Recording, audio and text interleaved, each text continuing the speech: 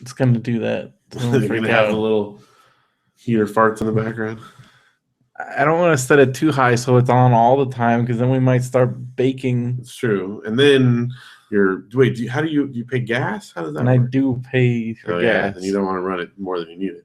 But whatever, it's not that much. When I was running it that last month, I barely ran it because seemed like it was warming up. Yeah. But the month before that, it was still my gas bill was only like $50. Okay.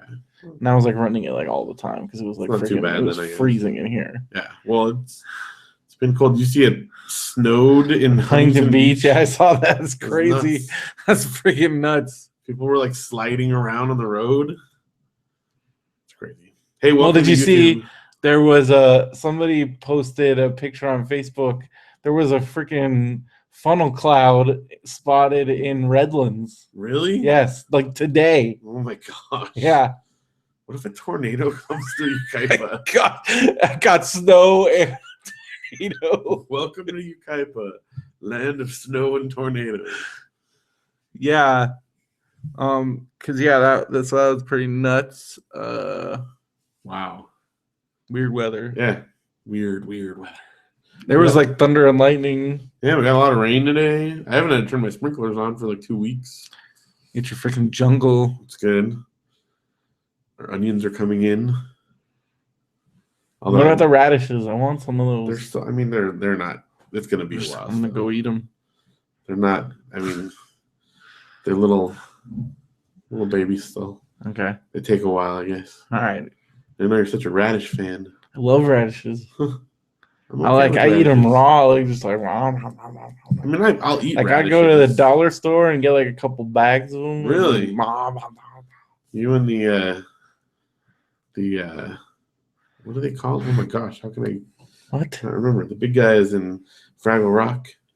Oh yeah, those guys. What are they called though? What guys? The big guys. What big guys? The guys that go outside and the doozers?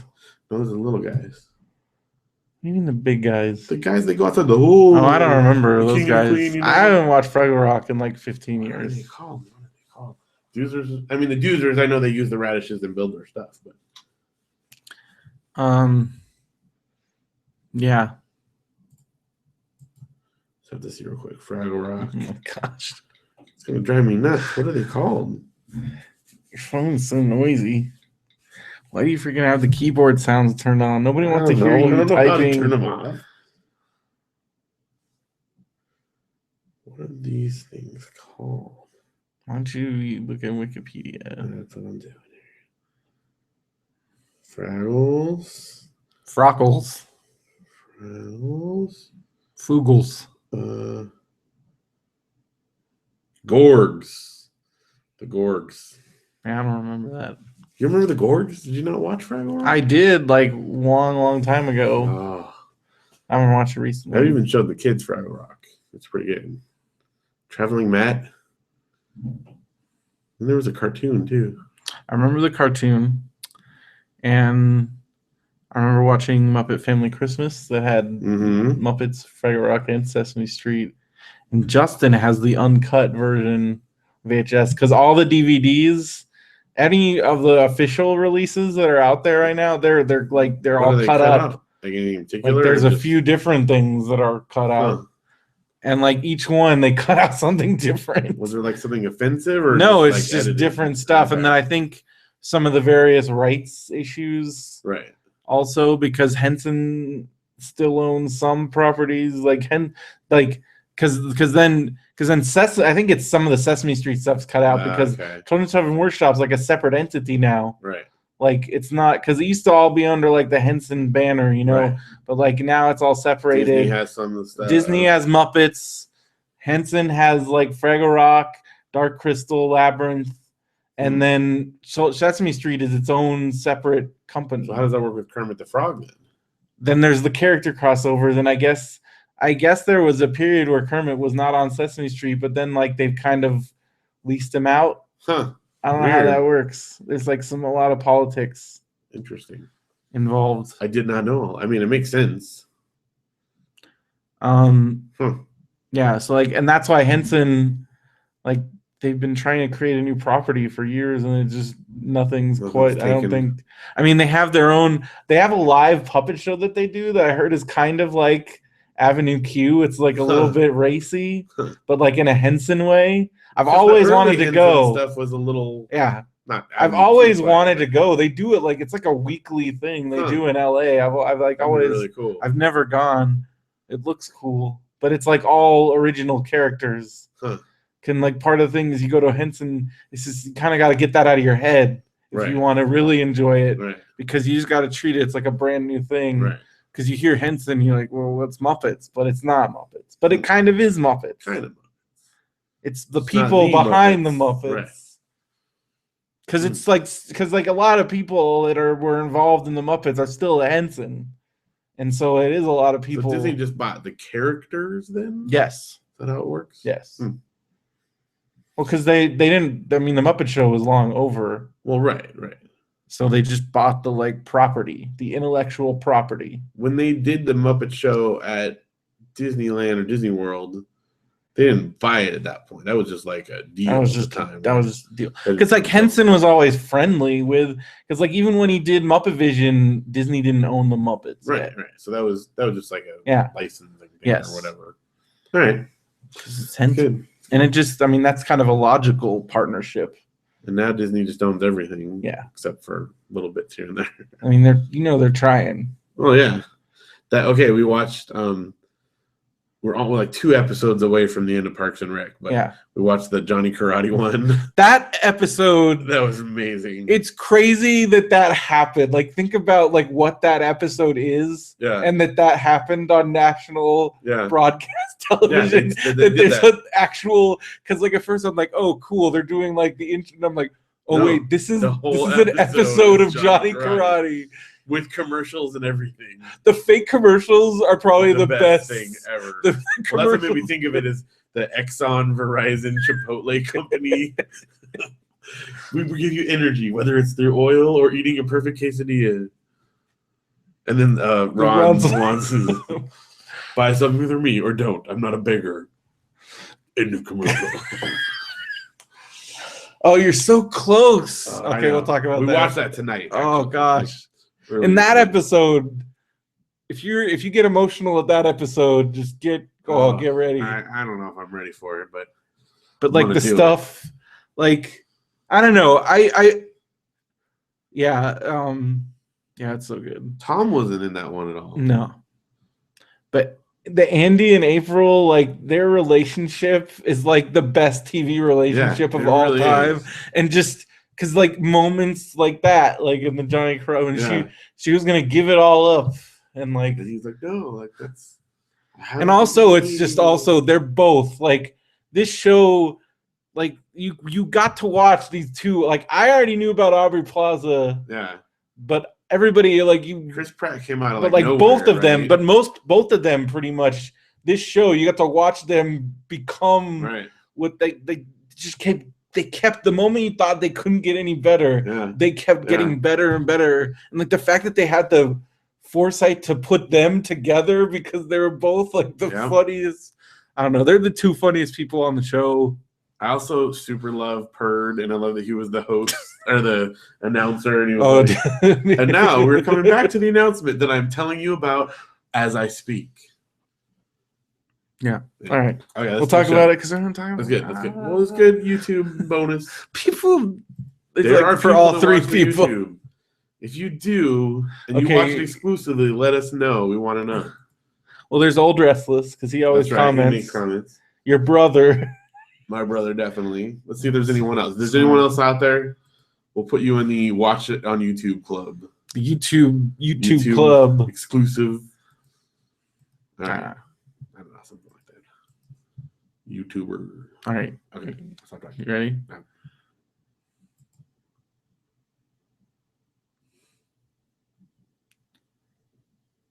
Hello and welcome to another episode of Radio BrendoMan.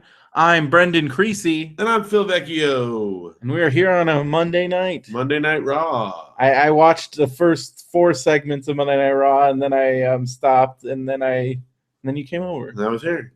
Yeah.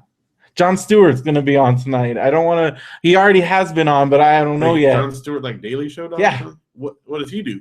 Well, so what happened was I think I'm guessing this was all like agreed upon ahead of time, but the way the story played out was Seth Rollins, who was like the top bad guy in the company, and he's an amazing bad guy.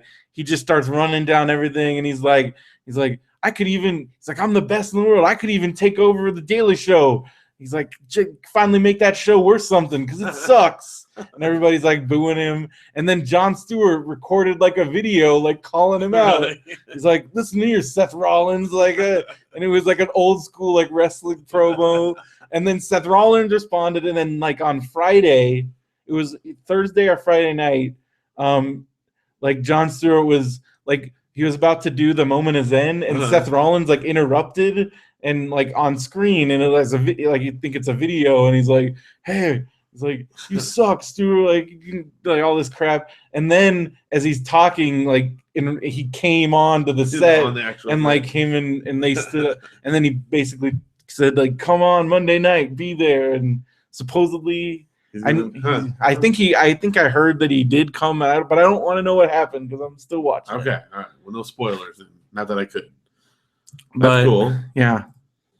So yeah, Monday because we had a fun night last. Well, yeah, because we had a busy weekend. We went to Long Beach Comic Expo, right? Which it was the biggest of the Long Beach Comic Expo, and then they just announced today that Long Beach Comic Con is going to be even bigger this year. Oh. It's going to be in halls A, B, and C. Really? It's so the biggest. It's like the whole thing. Wow, that's cool. And then so that's exciting, and we had a lot of fun. We met up with Derek and Brian Apodaca, and you started a near riot at the Rotten Tomatoes panel, which I do have. Brian sent me the video. I'm gonna put it up on YouTube. Oh yeah, how much of it did he get? He got like basically your whole intro and people yelling at you, and a little bit of the Condor Man. Nice. But for anybody not familiar, the Rotten Tomatoes, they do this panel. They do it at Comic-Con and WonderCon, and Benson and Derek went one year, and we've always wanted to go because basically they get some critics up there, and then people come. And everybody in the audience gets a fresh or rotten paddle. Yeah, you can like hold it up to vote. And so you basically bring up either a movie or TV show and why you think it is fresh or rotten, and then everybody tells you why your opinion sucks. Because it's called Your Opinion Sucks. Right. So they have like a line of people to come up and they present what they're thinking. Yeah. The problem was that this one, like the first several people got up. Sometimes people don't understand how the panel works. And they would either do like something that everybody universally loved. Like, I like Star Wars. I think it's great. Everyone's like, yeah. Like this guy's like, I remember specifically, guys like East of Eden. I'm like, okay, you're gonna try and get a bunch of movie critics to like think they're gonna be like, yeah, James Dean sucks. Oh, yeah, that's terrible. Or they would go for like mega obscure. Like, that's like one girl picked like this horror movie. It was like a sequel to an already obscure horror movie. Yeah, like no, and they're like, I don't know, we're gonna take your word on this. Yeah, I've never heard of that before. Yeah. So Phil like right up. So we were trying to get Phil to like, we're like, okay, Spider-Man, because Phil, if anybody listens to the show knows that Phil's movie opinions tend to be a little controversial because he likes everything. I like a lot of stuff. And so some of Phil's highlights were we were trying to get him. I mean, the obvious one, but at this time, the obvious one is Leonard Part 6, but we're not even we can't. Yeah, I didn't want to like cross that bridge just now. Hot button. Yeah, I was not trying to be offensive. I just wanted to make people mad. So that's where we were like, okay, Spider-Man 3. Definitely got to do Spider-Man 3, but then you also got Crystal Skull. So then we're like, how about Crystal Skull? So you were going to do Crystal Skull, but then you decided you called an audible. You pulled a Benson. Well, as I was up there in line, I thought, well, I didn't want to like just say one because I wanted to give them some material to work with. Yeah. I wanted to see which one. So what I said was, like, my friends over here set me up for it. They say my taste in movies is bad in general, which everyone does. And so I listed off a few. I said Crystal Skull. I said Tim Burton's Planet of the Apes, and I said, "Oh my god!" Sorry, and I said Spider-Man. It just has like this violent reaction. Yeah, and so I said, I like those movies, and then I also mentioned Condor Man, and that was your. And that was like my. But you right away had somebody right in your like Alonso Duralde, who is a great film critic for The Wrap, and he's a cool dude. But he right away held up his rotten panel, because he was already mad dogging you for the Spider-Man. And there was, but I did have one guy on my side for Spider-Man. You had a guy on your side for Spider-Man, and that was awesome. And then just it actually the crowd you got that panel going. Because after that it was fun, but like before it was kind of like it was kind of like, oh, okay. I mean, because Derek and Benson told the story of, because at Comic-Con, because it's Comic-Con, they can get bigger guests. So they had like I think Comic-Con they had Leonard Maltin. Right. And so like Derek said, people were just screaming at each other. it was just chaos. And we after Phil we that's what it became. Right. But it until Phil got up there. So that was a lot of fun. That was totally fun. And they kept doing like callbacks to my stuff throughout the rest of the show. So I'm hoping we get to go to it at WonderCon, because it could be like, I'm back. Let's talk Indiana Jones 4. Let's do it. And M. Night Shyamalan's entire catalog. Oh my god! If you gotta, I bet you could start some serious. If you said like the entire catalog, but you gotta. Even I will admit The Happening was bad. But everything else you like. Everything else. Well, to be fair, I haven't seen After Earth. Okay. So I don't know about that, but the one that Will Smith himself apologized for. I have not seen that yet, but I like all of his other stuff. It's him and his kid, and he even said that might have been a mistake. I haven't seen it, so I can't say. But everything else, The Happening, although there are elements of The Happening I really like. Here you go. But I just don't like. I don't like how it ended. Yeah, but you liked Avatar, The Last Airbender, Lady in the Water, The Village. Lady in the Water, Village. Of those, Lady in the Water is probably my favorite of the bunch you just mentioned. Oh my god! Although I really do like the Village. Oh my god! Too. You mean the one where Shyamalan writes himself as the part as the greatest writer of all time and the savior? Why not? And then it's like him defeating the evil critic and. Why not? It was clever. Oh my gosh! What's wrong with that? That's terrible. Why is that terrible? It's lazy and ridiculous. He made it, and I liked it. Oh my god! Plus, Paul Giamatti was really good at it. Yeah, you got to do that. That's my vote, because I feel like somebody will throw something at you, and it'll be great. Yeah, I could just because I mean all of it. I mean, as the further back you go, I feel like especially now there's so much hatred. That's almost a universal. So when you get up there, I love it. That'll be good. I own it on DVD. I've watched it multiple times. And then we don't have to worry about the whole like, this thing that I like, it might be the product of a serial rapist. Yeah, exactly. So you don't have to worry about that. Right. And we probably will get the same reaction. Probably, yeah. I feel like it will be almost as bad. Yeah. Okay, what about, do you count, did you see Devil?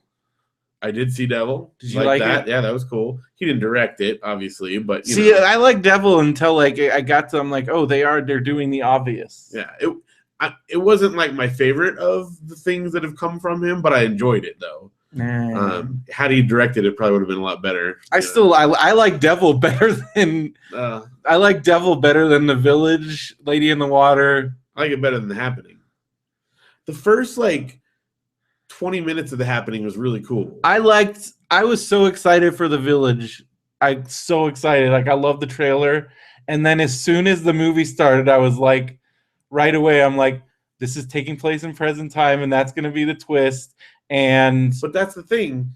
And then a good movie in spite of that. And then in spite of that, and then the rest of it sucks. What? It's a great story. It's stupid. It's a great story. It's stupid. She's brave. She goes out of that force. She doesn't know she's in modern times. It's stupid. William Hurt is ridiculous. Everybody in that movie is overacting. Bryce Dallas Howard is amazing. Okay, Bryce Dallas Howard is the one good part of that movie. Everybody else is Phoenix? No. It's so over the top.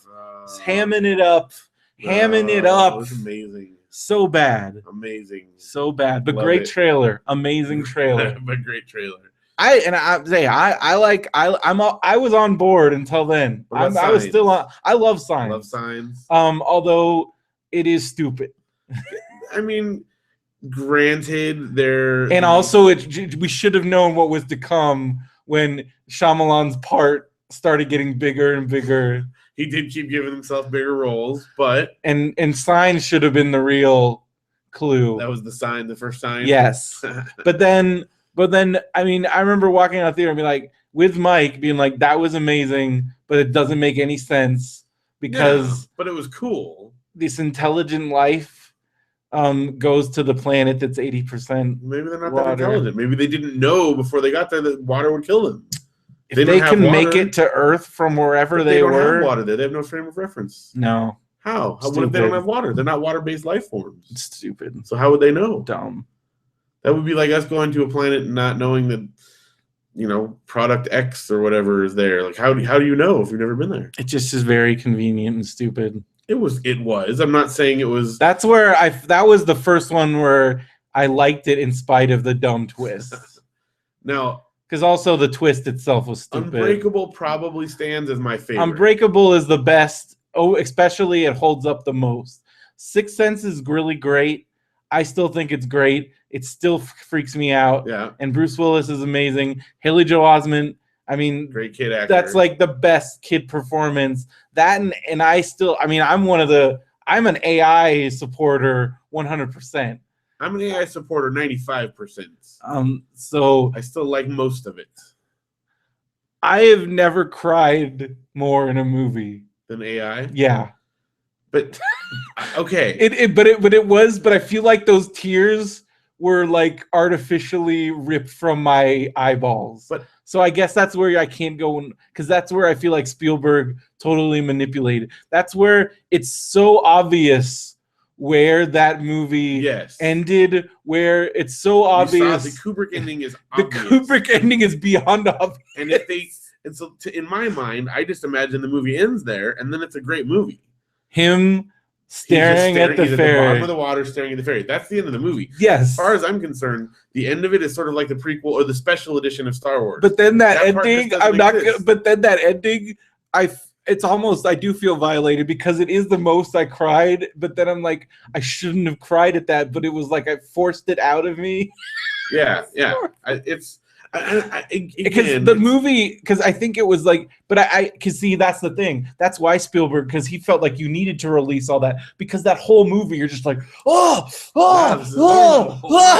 And then was because it's Kubrick, it just ends. Right. Whereas Spielberg's like, no, we gotta get that out. So then that pent up, it just released. Right. And you're like, but then you're like, I feel cheated. Yeah. I feel cheated. Yeah, they're not aliens, I realize, but it was still like AI, aliens, it was ridiculous. Robot things. Point is, it's a great movie up until that point, and if you just stop it when he's looking at the blue fairy, it's a perfect movie. So good. So I'm okay with that. So yeah. Anyway. I think that's why people don't like, because they can't deal with that, because it's so gut wrenching. But I appreciate that. I'm okay with a movie not having a happy ending if it's a movie, if it's done well, and I like it. And then, but because it's also one of those movies that I don't think I can watch like multiple times. It's like there's movies like that, and then my biggest one that I will never watch again. But it was like so beautiful, and like I have memories of it that make me almost want to watch it again. Okay. But then I remember how horrific it made me feel. What? Have you ever seen what's it freaking called? The Bjork movie. Oh no, the Dancer in the Dark. Yeah, I watched part of it with Janelle, and I'm like, I don't think I'm gonna enjoy this. I need to be done. It's so wonderful, but it's by far the most depressing thing. Yeah. And if I think about it for too long, it makes me start getting emotional. Yeah, but I don't think I can take it. She's amazing. The music's amazing. Peter Stormare is amazing. The direction and the tone. I mean, people always give, like, people like Lars von Trier is a gimmick, and he just does things to get around. But like anybody that can make something like that, I watched some. Then I watched another one of his movies. I had to stop watching his movies because they're so. not light entertainment. Like I watched this one with Nicole Kidman. What is it called? Dogville. Yeah. Where it's like they filmed it all on set. It's like a black stage, right? But holy crap, it's the most depressing thing in the world. But it's like, how do you? This is like, I feel like I'm like, this is like high art. Like this is like, but it's too much. I can't deal with that. Like I don't mind like sad, like ambiguous endings. I don't mind depressing endings, but you gotta. I feel like I need something. I like a Coen Brothers depressing ending, or an ending. Like I can deal with that, but like where they just rip everything out and don't leave you with a single thing, and you're just like ruined. I can't do that on a regular basis.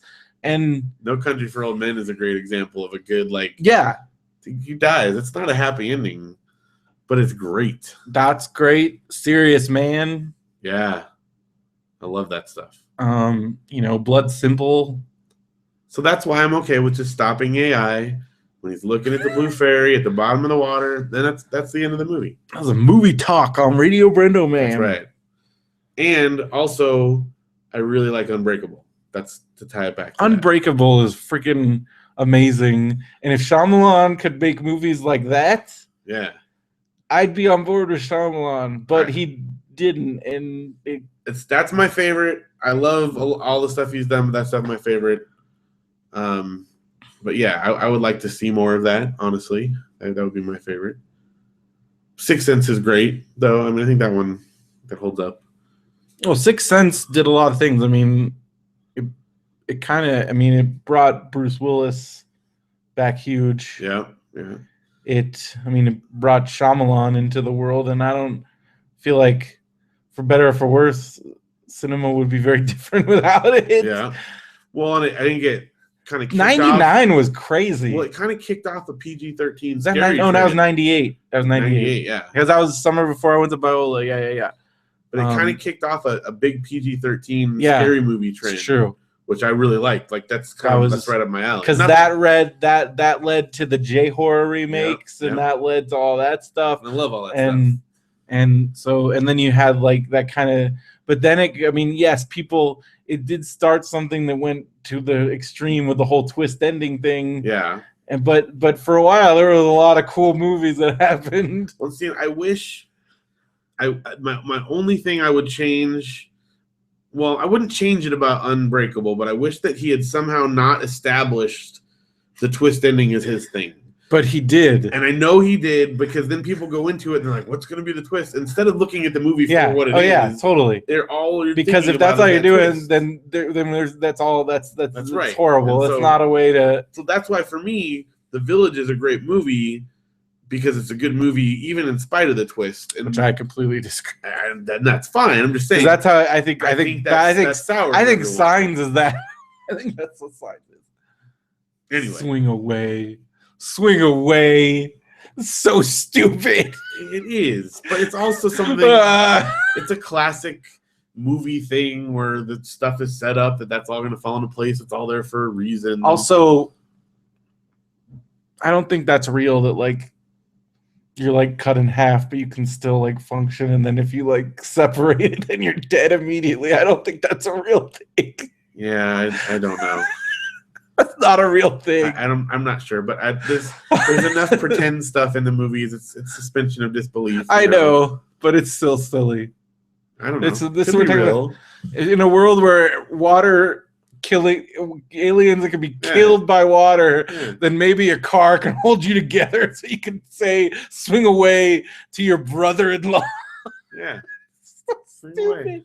Now, the part that was the scariest in that was that like I think it was in like the found footage scene with the kids in Mexico. Yeah. That's one of the most terrifying things ever on screen, and that's why I will love that movie. Yeah. I also almost flipped out. Like there's that with the dog, the hand under the thing, and then the dog, and I remember there was but that scene with the kids at the party, and even people that hate that movie will admit that's a good scary scene. One of the scariest things ever put on film. Yeah, and not because of and like non-jump scare, just like really freaking it's freaky, really well just done. The way he did that you see just enough for it to be terrifying, but you don't really know what you're seeing.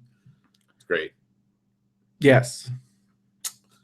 So we got some reader mail. We got some reader mail. It's good. We took enough time. We took an extra couple days. Oh, yes. Yeah. It's been a longer week. Craig from the Res writes, WTF, Harris Whittles died. That is terrible. How did I hear about it from you guys? Well, Craig, you listened to the podcast, and we said, hey, Harris Whittles died. That really sucks. And he was great. Yeah. So that's how you found out about it from us. If you want to find out more great things that are happening. Or not so great. Well, that's true. If you want another great source of information, how's that? I don't want to be anybody's information source. That's too much responsibility. Well, yeah, but sometimes the source of information is our opinion on like old movies and stuff. Yeah. So if you want that kind of information, if you want the source on why Phil likes Shyamalan and other things, you got it from here. All right. Well, going on here. He is seriously like my favorite of the 5 years plus all the back episodes. I've been listening to Comedy Bang Bang, formerly Comedy Death Ray. He is my favorite guest. Speaking of Comedy Death Ray. Yeah. I was just going through like old BrendoMan.com posts, and I forgot about the year for your, because I remember, I took you to Mark Maron for your birthday, but there was a few years ago where I wanted to take you to a comedy show, and I wanted to take you to Comedy Death Ray, but it's sold out. So instead, I got tickets to this event at the Echo, which at the time was just announced as Tim and Eric Live. Yep. But then they kept adding on stuff after I bought the tickets, and it turned into probably the greatest thing we've ever seen. Yeah, that was like the most epic. Because it was hosted by Frank Black of the Pixies, who in between sets did performed like acoustic Pixies covers, and then it was Brian Posehn. It was the girl comedy troupe that was like... It was Casey Wilson and one of the old SNLers. SNL girl. I can't remember what it was. Anyway, a couple SNL, when they were just first starting out, girls. And then it was, Odenkirk. Yep, Bob Odenkirk. And then Tim and Eric. And it was their band. It was Puss Whip Bang Gang. Yeah. But they like shredded on guitar. Like they could play the guitar really well. Like they were seriously like shredding it. And then they brought Frank Black up and they played like Tim and Eric songs. Yeah. Because Puss Whip Gang, they were playing like some Tim and Eric songs. They played some other covers. Then they brought up, because they played like a bunch of Tim and Eric. Oh, it was so awesome. And I remember like Frank Black playing. And we were like right in the front row the whole time. It was the best thing ever. Anyways, I remember the time we got to do that. Yeah, that was pretty epic. I forgot that happened. And how could you forget? That was like I didn't forget, but it wasn't. And we had no idea going into it like what we were in for. Like it was just because it was like this charity show that Frank Black and Tim and Eric had done. And they got all those people, and it was awesome. So cool. Who was that SNL? Because I remember she did an Andy McDowell. It was like the most perfect thing. It was because she had just gotten fired from SNL. Was it that? Gosh, I don't know. We have to go back and look. Anyway, it was so good. It was really good though. All right. Okay, so Harris Whittles. Back to comedy. I just saying, like, we wouldn't have gotten it if Comedy Death Ray hadn't been sold out. We wouldn't have gotten to that show. But then, what if we had loved Comedy Death Ray? Well, anyway. Listen to the farts and procreation episodes. Well, he had like I was just telling Phil, he had like the one more in the can. And they put it on the latest episode of Comedy Bang Bang. Well, I guess now it was like last week's episode, right. And it was amazing. Anyways, so it's cool. I'm glad he put it out. Also, Analyze Fish, where he tries to get Scott Ackerman to like the band Fish. Also, listen to his music and Don't Stop or You Die. I like Perm for this camping trip. I did listen to some of the because he had like this band. They're really funny. Okay. Have you explained why your Twitter feed post for the live feed is in Russian? What? We have a Twitter post that's in Russian? Do svidaniya. Something's going on. I don't know. What's that? We got Andres in the chat here pointing out some interesting... did we get hacked? What? What's this post? I don't know what this is. So our Twitter most recent thing is something in Russian. What does that mean? That is, I don't know. Is that just the YouTube stream right now, right? I have no idea. Yeah, I gotta delete this because I don't know what that is. That's really crazy. YouTube posted that. I think it's something in my YouTube settings. I gotta look at that. I don't know. Well, anyway, thanks for pointing that out there. Thanks. That's weird. Tonight is actually Russian night on the show.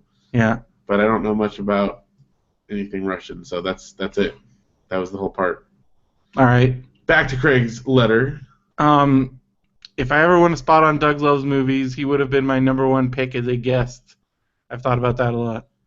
He was really funny on Doug Loves Movies also. Yeah. He's also really sad. Well, thanks for writing in.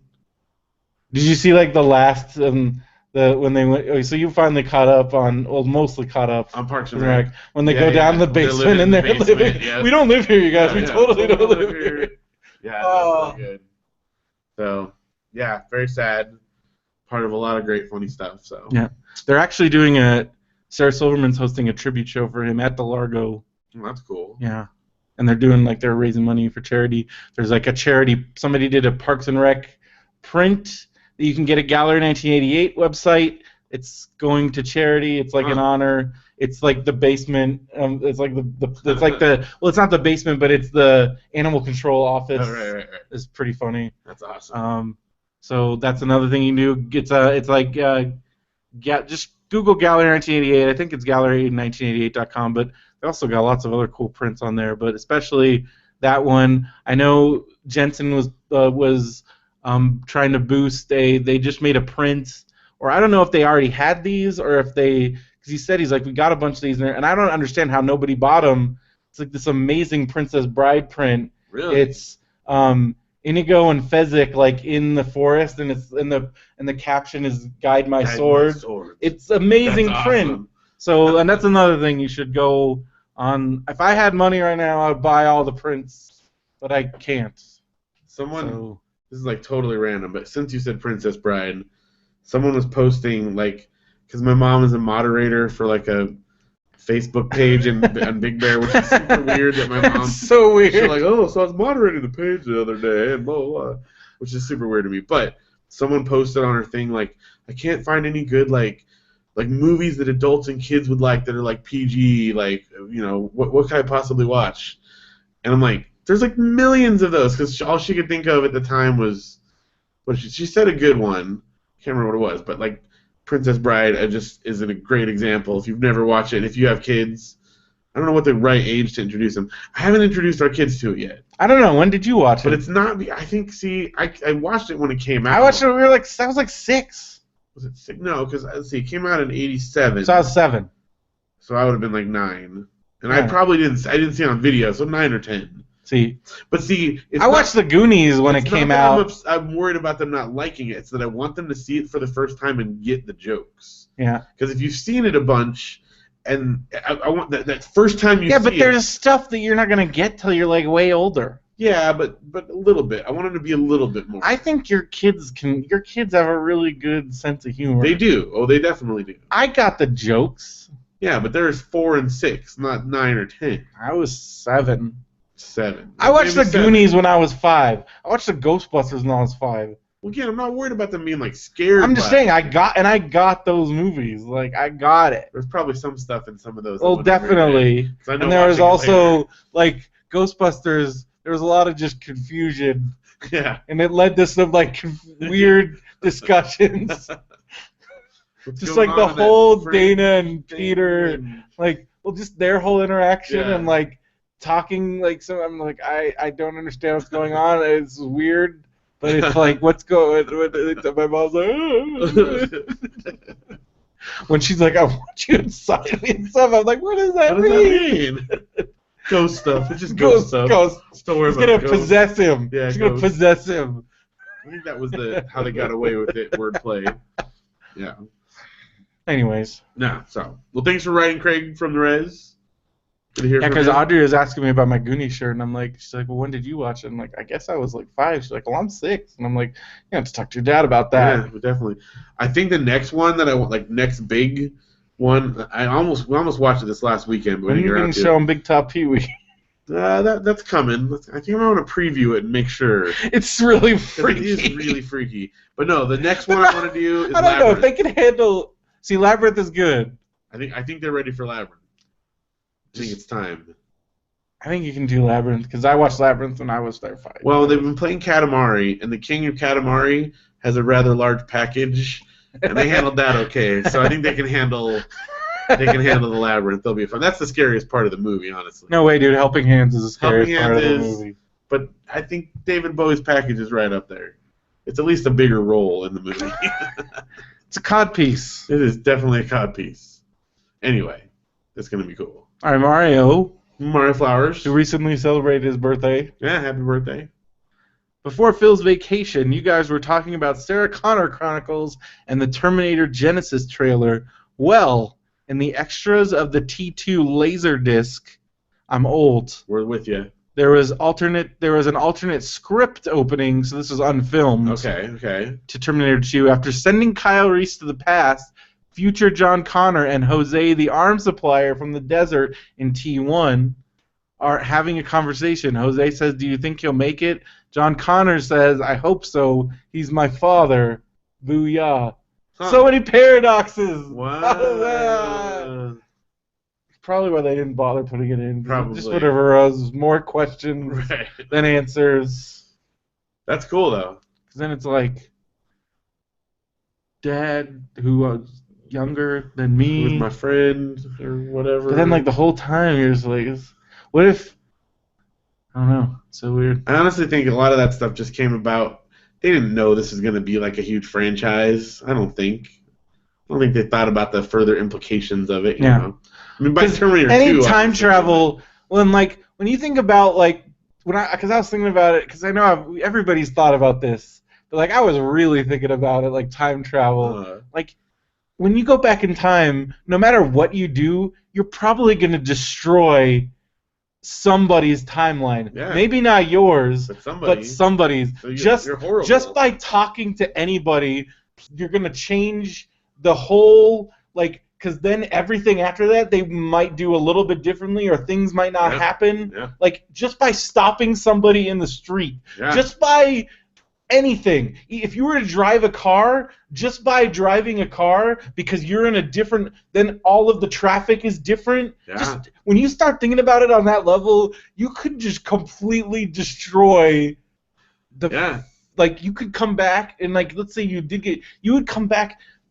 You wouldn't even recognize. I feel like you would not even recognize the future that you came back to. Absolutely. Because it's not just like, oh, I might make my parents. It's like you could destroy hundreds of family trees. Because you could make people not meet. You could make people not even, they could miss a phone call. They could miss a conversation. People that, were supposed to die wouldn't die. People that weren't supposed to die would die. Right. Just because of, let's say somebody was going to die. You go back in time.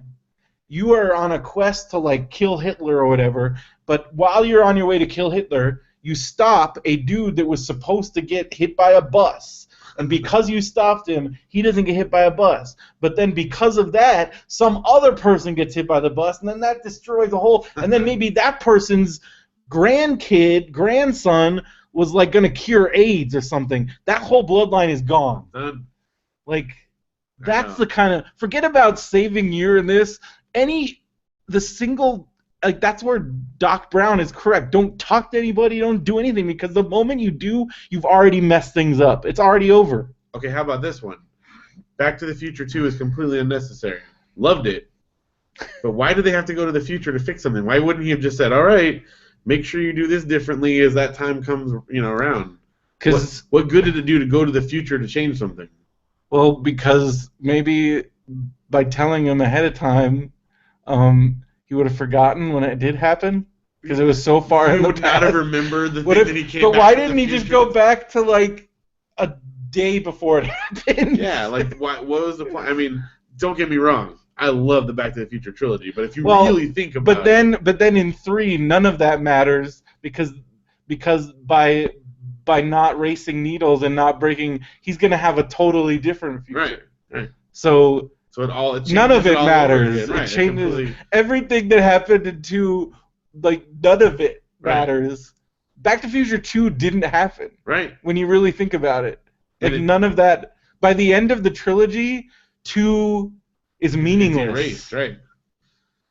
But that doesn't mean it's not a great movie. It's still awesome. But you really start thinking about it. That Primer was a Primer, right? Like super low budget one. Primer basically does it better because like you only have to do a tiny little thing. Yeah, if you really want to like get serious about it. I know we talked about it a long time ago, but that movie, like, good luck following it. Like I think you have to watch it twice to even. You have to watch it twice to have any idea what's going on. But it's awesome. So I still got to watch Upstream Color. It's on Netflix. That's the other one by those guys, right? Yeah, so good. Yeah, I haven't watched. Well, you gotta watch. Oh, dude.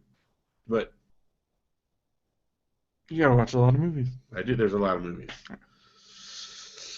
All right. So what else does Mario say here? That's it. Steve Espinoza is the next one. He says, "Hey guys. This week I decided to re-listen to the podcast and list a few of my opinions on some of the things you guys talk about." All right. Hey. Sounds good. That's why we invite your opinions so and we can read thoughts. I enjoy Pizza Hut too, but it's definitely my downfall when I'm trying to lose weight. Even when I have it on my cheat days, I end up binging on a whole large pizza and soda, much like Phil did, for myself and counter any progress I had the previous week. Yep. Yeah, I'm with you. That's the worst part about losing weight is that you like struggle and suffer for a week, and then like one bad call and you're back to where you started. Well, I mean, look at me. I lost 75 pounds, and then I got to a point where I'm but it got to that point where just to maintain, I had to keep doing all this stuff. And the moment I'm like, I don't want to do this anymore, then it just was all bad. Yeah, it's the worst. I don't know. I don't like anything. I don't like it. That's why I'm just trying to at least being active, which is a huge step above where you were before. So I mean, no, I'm serious. You now like go on walks and do active stuff. I haven't been walking in a long time. This is the same with. It's only been like a week and a half. It's been rainy. This is bad. This is why fats are not good like workout partners. I guess that's why they get trainers who like actually are in shape to help you. Trainers are so expensive. Yeah. When I think about how much money my mom spent on that guy, it's like insane. But if it's just me, I'm like, yeah, no, it's cool. It's rainy. But then it's like when I think about what I have to do to maintain like that weight, and then I will never get any lower. Like I feel like that's my like threshold. Yeah. And then just the work that I have to do to keep it at that, it's not. It's hard. It's not worth it. It's not. I don't care. I was miserable. I felt good, but yeah. But then I get home and it was a constant fight to not like eat everything. That's all I wanted to do all the time. It's tough. I don't have any easy answers, obviously. There isn't. It's like I want to eat food. I don't care. I like to eat. That is hard. So I'm with you on that. We're all in this together. I want to go get a Blizzard right now. That just popped in my head. That just happened, yeah. Like, what is wrong with me?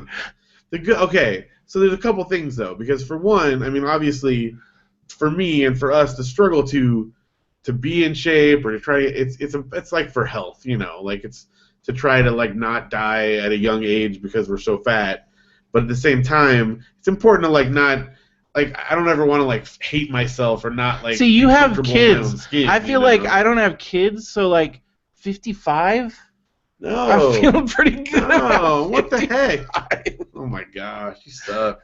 I'm pretty good. That's pretty good. That's plenty. What about me? You got to be around with me for a long time. Audrey needs your godfather. You see, you have connections to kids. She'll be in college, and I'm good. No. Maybe I can...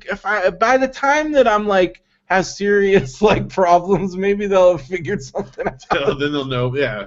Just you got the whole like frozen head type theory. No, like that's maybe cool. They'll have like they keep extending the lifespan, like it's true. So maybe by like the time I'm like in today's world, I'm probably dead by like 60.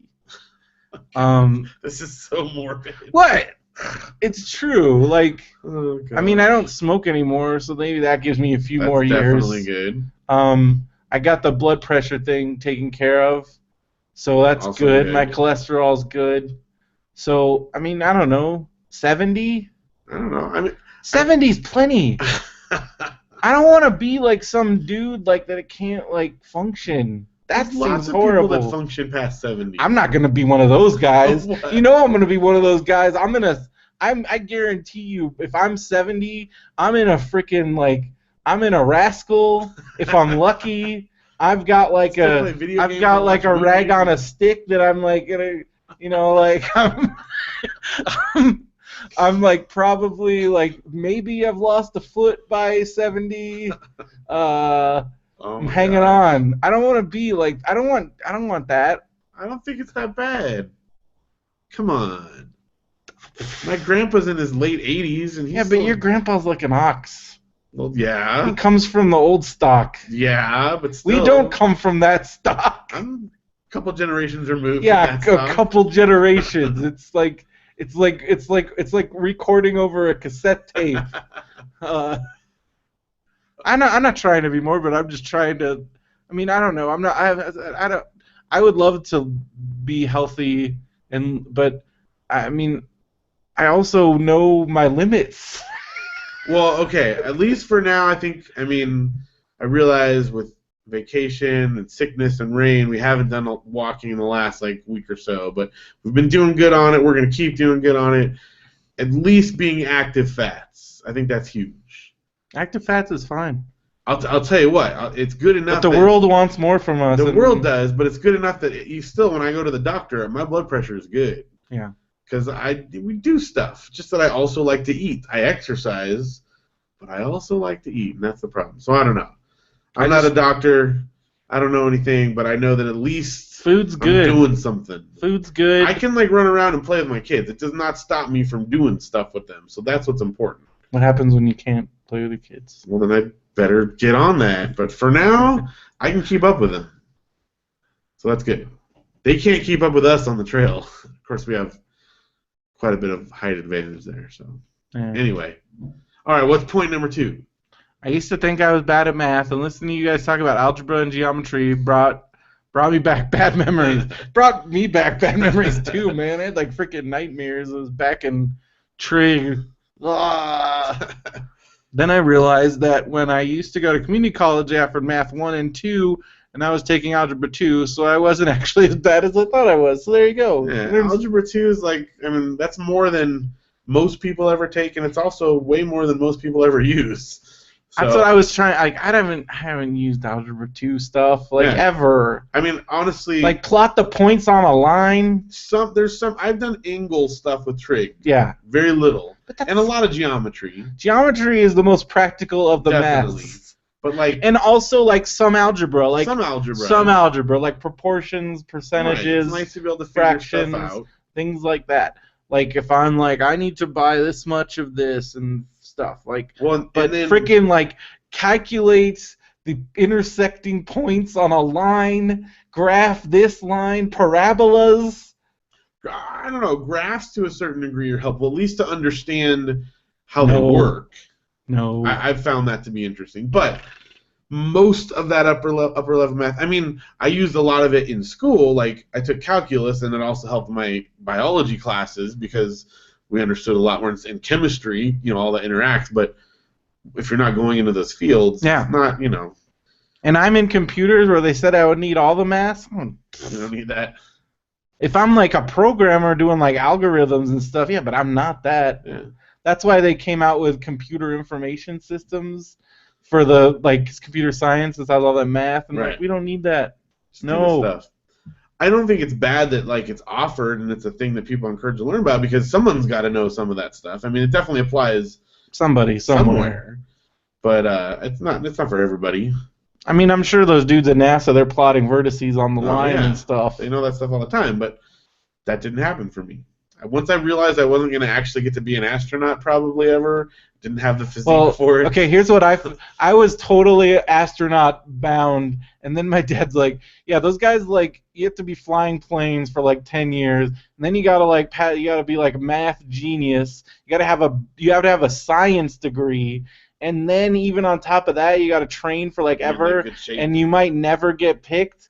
And I'm yeah, no, thank you. Yeah. Because my dad just laid it all out. Because I asked him, I'm what do you have to do? And he's well, son, because he's in the military, he knows, like, Yeah. and like, so that was like, and I was like, whoa, that's crazy. Well, I went one step further because did you go to space camp? I didn't go to space camp. I always know wanted people. to go to space. I know. My friend Sherry went to Half the space reason camp. I wanted to go on Double Dares. I wanted to go to space camp. Every kid, and plus, I mean, they had that movie. Yeah. Oh yeah. Come on. That was Joaquin Phoenix, wasn't it? Yes, that was Joaquin Phoenix and the kid from it was Lamar from Revenge of the Nerds. Yep. And who was the main lady? Well, I know Leah Thompson was in it, and then the main lady. Can't think of her name. Anyway, great movie. Yeah. Oh, and there's.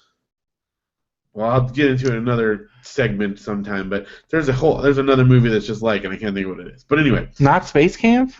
No. There's another, like, Space Camp and another movie have the exact same plot, and I can't remember now. I had this huge thing with Janelle one day where I'm like, oh my gosh, I just realized something. Space Camp is the same as this movie, and I can't remember what it was. I'll have to think about it. I'll come back to that. But I actually, there was this program out in the desert. We lived in Big Bear in the mountains, and on the backside in the desert is actually near Edwards Air Force Base, and they had like a young training program. It was at like a charter school, but they actually had the flight training like simulators. Holy crap! And you could like learn. You could like get your flight hours. Like you had to have a certain amount on the simulators. Yeah. And then you could actually learn to do that and stuff. I did it for a little while. It was really hard. I was not good at it, and I told my parents because it was not cheap to do. And I was like, "This is awesome. I'm glad I've had this experience, and I don't think this is going to work for me." You're not going to be a pilot. And I want to say I think John Crozier went down to that with me. Sounds like a Crozier thing. I'm pretty sure he came down and visited the school with me, and I'd have to ask him about it. Someone from Big Bear, I'm pretty sure it was him. Anyway, so I went that far and realized this is not going to happen for me. I'm going to have to do hundreds of hours of this, and I couldn't even dock the thing in the Top Gun game. So, well, to be fair, that game, screw that game. I think that game is like the last Starfighter game for NASA. Like there's a chip in there. If you can dock it, it signals to NASA, and they're like, "We got one, guys. You docked it. I swear, that's the only person that could do that. Is someone who's ready to go to space. Because that game, it's not a bad game. It's just mind-numbingly hard. Yes, like I don't think it can be done. Up to a certain point, you can play it. That's great, but once you have to do that, it's done. Dock that shit. Remember we were down in San Diego and they spent the whole weekend trying to get it docked. I don't think anyone ever successfully did. Anyway, Top Gun on NES. What's point 3? All right. When it comes to TVs, I'm on Phil's side. Yes. There we go. My family has a tradition of taking in secondhand TVs from friends and family members. My dad was given his first HD flat screen TV last year when my brother-in-law gave him his old HD TV because he bought a new one. I personally still have a deep square box in my room that I call a television. Me too. When it comes to trimming my beard, I use the paper towel method. What's this? There you go. Well, the paper towel method we were talking about in the sink, and I've been using that. Gotcha. Yeah, it's been working. Haven't clogged my sink again. That's right. I plan on buying composting worms in the near future, and since worms eat organic matter, I can feed them hair trimmings. This is true. Are you gonna get composting worms? Well, I have the ground here is rich with worms. Like you. But what's the difference between? I don't think it's something different. You can just buy worms. If you're in somewhere that doesn't, like earthworms. I could be wrong. There might be a different thing I'm not aware of, but earthworms in general, and they're everywhere here. But some places don't have as many earthworms, so you can buy them and put them in there. Gotcha. I know you can use hair in compost, but it totally grosses me out, so I don't. Just saying. Well, he's gonna do it. That's good. Good for you. If you can handle it, do it. I think Mary from Texas on Storage Wars is kind of cute. In one of the Moreno Valley episodes, she talks about not having any luck finding romance in California. She even says, I don't know anything about Moreno Valley, but maybe I can find a boyfriend in one of these units. I remember watching that and jokingly thinking to myself, great, another misconnection. If only you'd been at that auction. Because she did. I'm still watching season 6. She ended up moving out here. Oh, really? So she is out here, and I think she lives in San Bernardino. Maybe you guys should. You go. Give her a call. But the thing that bothered me though is like Dave starts sweet talking her, and she's like, not. I'm like, what is happening? Is he not married? I think he got I think he's divorced because I think he's been on hard times because they showed him like, because you would think like if he's the mogul, he's like living in some giant house. It's like Daryl has a giant house. The Pasantes have a giant house. Right.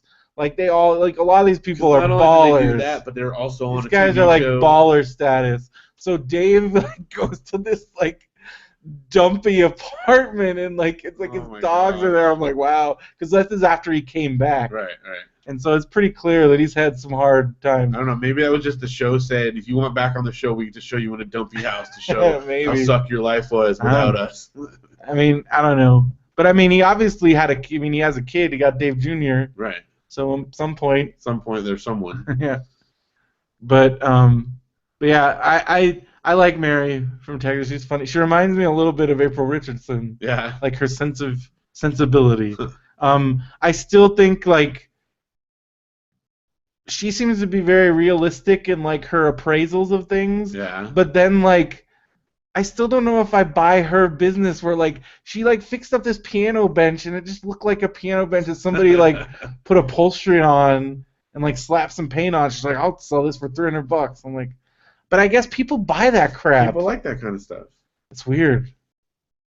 But I mean, you know. And after watching more, and especially now that Hester's back, his appraisals are crazy. Yeah. Because I feel like Daryl's gotten better. Like Daryl, especially since he had his huge like art windfall, he's gotten more serious. Yeah. And like he's he's realistic about things. Dave, again with the books. Like Dave's appraisal on books is crazy. He just did it in a new episode. He's like, here's some. It was like a box of like paperback books. He's like, oh, vintage paperbacks, $50. I'm like, gosh. What? What are you? I'm gonna try that. I'm gonna take a box of paperbacks to our local bookstore and say, I've got some vintage paperbacks. Please give me $50. And then box of freaking records. And these aren't like special. These are like your everyday, right. And he's like he's like $5 a record. I'm like, what? Those, you'd be lucky to have those in like the dollar bin and have someone buy. Okay, never mind. Daryl still does stupid stuff because they priced a box of VHS at $50. Oh my gosh! Unless they've got like nobody's footage of the president of that. JFK's assassination. No. If they're on VHS, then there's nothing worth it. You can't sell a VHS tape. You know what I was thinking about with records? What's that? Like, Barbra Streisand sold so many records. Yeah. Because when you think about, like, that's why they're all out there. Her, Springsteen, and Thriller. Because, like, people... Because somebody was like, Thriller, like, Barbra Streisand, and I'm like, are you kidding? Go to any record bin, and, like, somebody bought that record. That's why it's there. So, like, you figure, like, how many thrift stores in all the world are there? Every one of those has a freaking Streisand record, not to mention the people that it's still in there. They still own it, right. So, yeah, she sold, like, hundreds of millions of records. Yeah. And then Thriller's, like, the best. And then, like, the Eagles. Because you always see the Eagles and Springsteen. Yep. Eagles and Springsteen, man. I hate the freaking Eagles. Freaking Eagles. Get out of my cab! All right. Where are we at? Let's see. Number 6. On SNL 40 during the Californian sketch, was Amir to Taylor Swift start off as a California Valley girl and end up sounding like a deaf girl? I feel like they all do. That's funny. I feel like that's just one of the parts that's like it's like, let's do it. They just kind of all.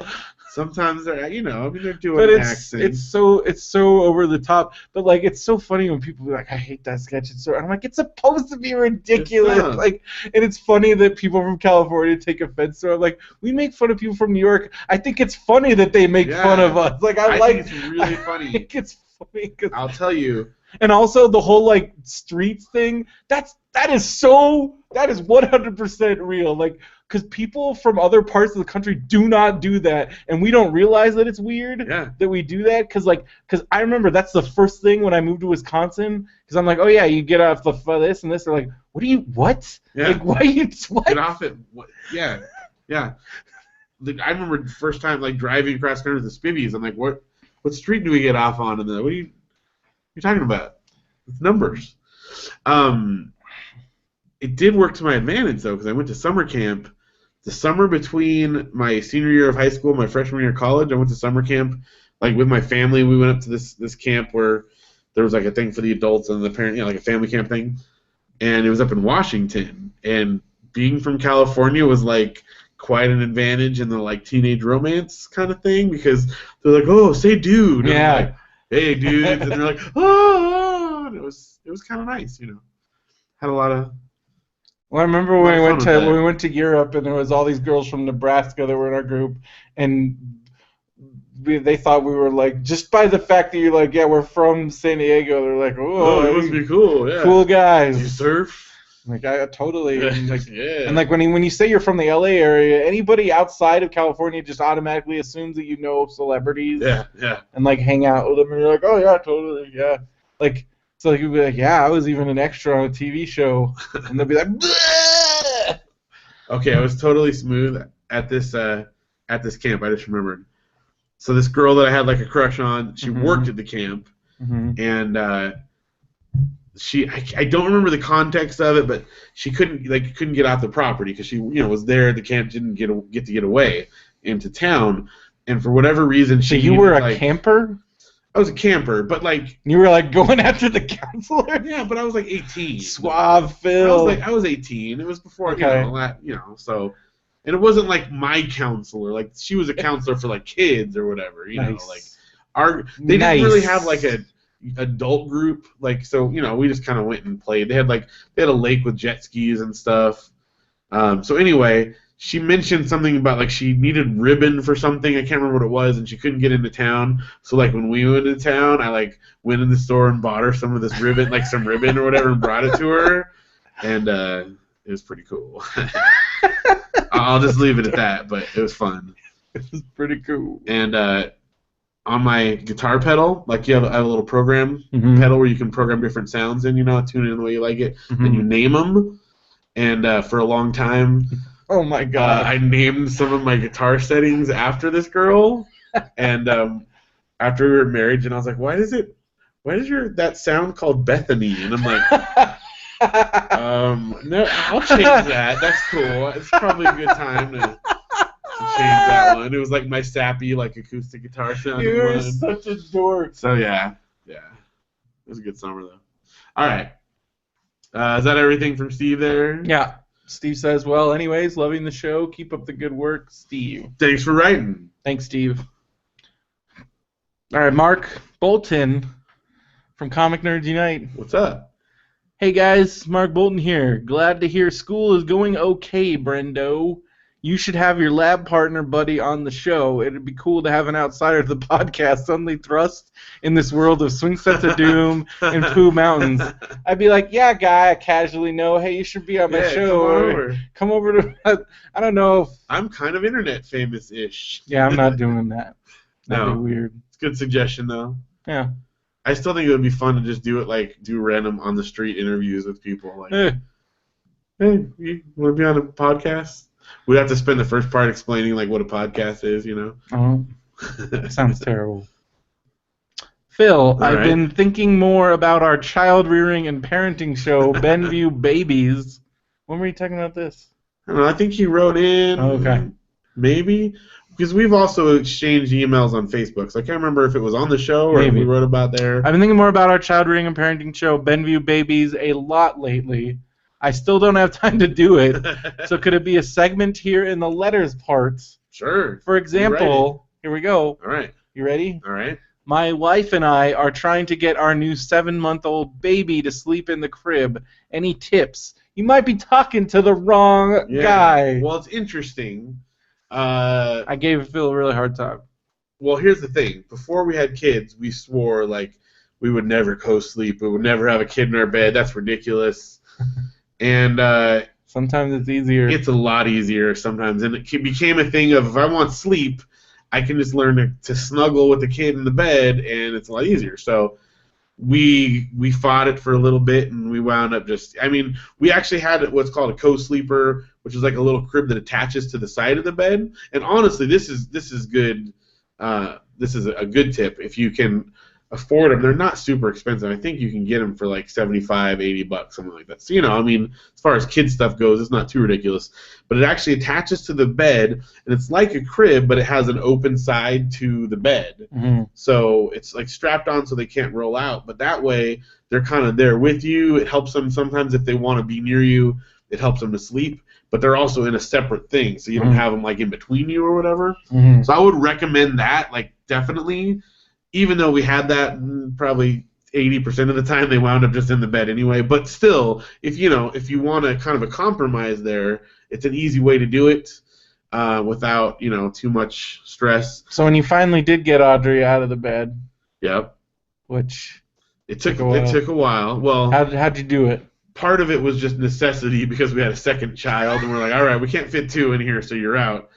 But I don't know. She was about a little less than 2 when we like fully did the like. That's so old. You're out. That's so old. I know. But what we did though, I mean, that's when she was like done. But what we did is we'd start her out in her bed, but she could come and join us whenever. So it wasn't like a stressful thing for her. Because one of the things that we've noticed is that if they're like you don't want to sleep in your bed and you force them to and don't let them know they can come back in, then it's a lot harder to transition because they don't feel safe, So anyway, we'd put her in there and let her join us, and as time went on, she just stayed in there and didn't wind up climbing in bed anymore. So, I mean, it was not a sudden change, but if you can kind of start working on that. I don't know, but see that again, like you said, I'm probably not the best to give tips on that because. But you didn't because I know people like babies. They just put them in the crib and that's it. Right. Well, and that's the thing. Like we tried that, and they cried, and we're like, I don't want to be up all night dealing with this. And then we put them in the bed, and they would sleep, and we're like, all right, well, that answers that. I'd rather sleep than deal with the crib thing. So. But again, that honestly, probably the best advice I could give is if you can come across a co-sleeper type thing, if you're having a hard time with that transition, it's kind of a good transitional bed. And because they're not used for very long, a lot of times you can find good like secondhand ones that are like barely used at all. So keep an eye out for that. So there you go. That's the child rearing and parenting show. Benview Babies. Benview Babies. There you go. Keep writing in. Finally, here's something the regular BrendoMan listeners may enjoy more. Who's the better bully, Bobby Budnick or Nelson Muntz? Nelson Muntz is from The Simpsons. Phil. Simpsons, okay. You know that guy? Yeah, okay, yeah. And Nelson. Bobby Budnick from Salute Your Shorts. Okay. What? You didn't even know Bobby Budnick? Not off the top of my head. It's been a long time since I've watched Salute Your Shorts. Bobby Budnick, if we're talking about bully, Bobby Budnick's not a very good bully because he alternates way too much between nice, because he's like the bully with the heart of gold. Okay. And he's really nice on the inside. Whereas Nelson, except for the time he dated Lisa, he's pretty much straight up bully. It's more one-dimensional. Yes. All right. But he occasionally hangs out with Bart and Milhouse by proxy. So he's better at being a bully. Yes. Okay. But overall, I mean, I don't know. Nothing. I mean, Nelson's Nelson, but Budnick is Budnick. I don't know. Huh. I mean, I have to defer to you on that. My favorite bully's got to be Biff Tannen. I mean, he's like the ultimate bully, but he's not animated. What about Roger? Not. Yeah, that's true. Got the Roger's kind of your classic bully. Yeah. Plus, he's got that great wavy hair thing going on, whatever that is. Did Roger ever reform? I don't remember. I think there was at least an episode where he had a crush on someone and he was all soft. Is that like the rule? Because that's like the throughput on all these. Budnick had a crush on Dina. Yeah. Nelson had a crush on Lisa. That's like the trope with the bullies. When they like a girl, then they become nice. Yeah, but it never lasts. Nope. Because they're bullies. That is interesting. And then most bullies have nerd friends. Right. That's and also they're secretly nerds themselves, or something along those lines. Because you find out, or they've been bullied before. Because Nelson, you find out. Oh wait, no, I think it's Jimbo. Nelson's pretty one, but remember one of the other bullies on The Simpsons? It was Jimbo. You find out that he watches soap operas with his mom or something. Right. And what about Freaks and Geeks? Well, yeah, I mean, they almost pulled the trigger on that, where you find out Alan wants to hang out with them. He wants to hang out with them. He likes the same stuff, but because of the situations they were put in, Like, and it's almost, when you think about it, it is kind of true. Like, there's like a brief, like I would say, like when growing up, like if you're in a situation where you're growing up with the same kids, you have that like probably kindergarten through second, third grade where everybody's friends. Right. Then you have the like third through sixth grade lines start being drawn, and once those lines are drawn, they cannot be crossed. And then, because it was funny, and then sixth grade, and then junior high, all bets are off.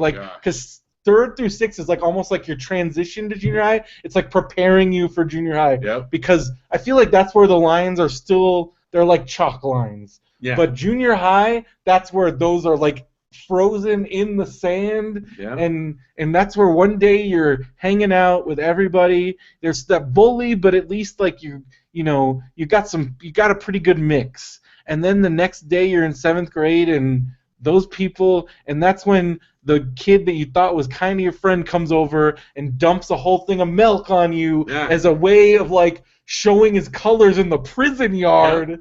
Yeah. That's exactly how it works. It's like the scene in American History X. It is. It happens on the play yard. Because I remember like the fringe, the people you thought you were kind of cool, those fringe guys, that's where they make that decision. Am I going to be one of these guys? And when they do it, they have to make a show of it. Yeah. And that's where you get the backstabbing. Yeah.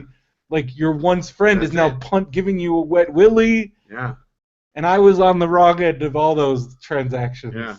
Yeah, because I think I talked a couple weeks ago about that birthday party where I brought Vanilla Ice and MC Hammer tapes. Like, that was my present. Yeah. We walked around. And those kids, because that was like when I was in like sixth grade, like the beginning of sixth grade. Yeah. And by the beginning of seventh grade, those same kids were like making fun of me on the playground and throwing footballs at my head. And that's how it goes, man. And I'm like, but we were friends. Like, I went to your house and watched Top Gun. And then you're the kid that spends the time like, what could I have done differently? Yeah. How could I have been on the other end of that? We listened to MC Hammer together. And then it's funny because I got to experience.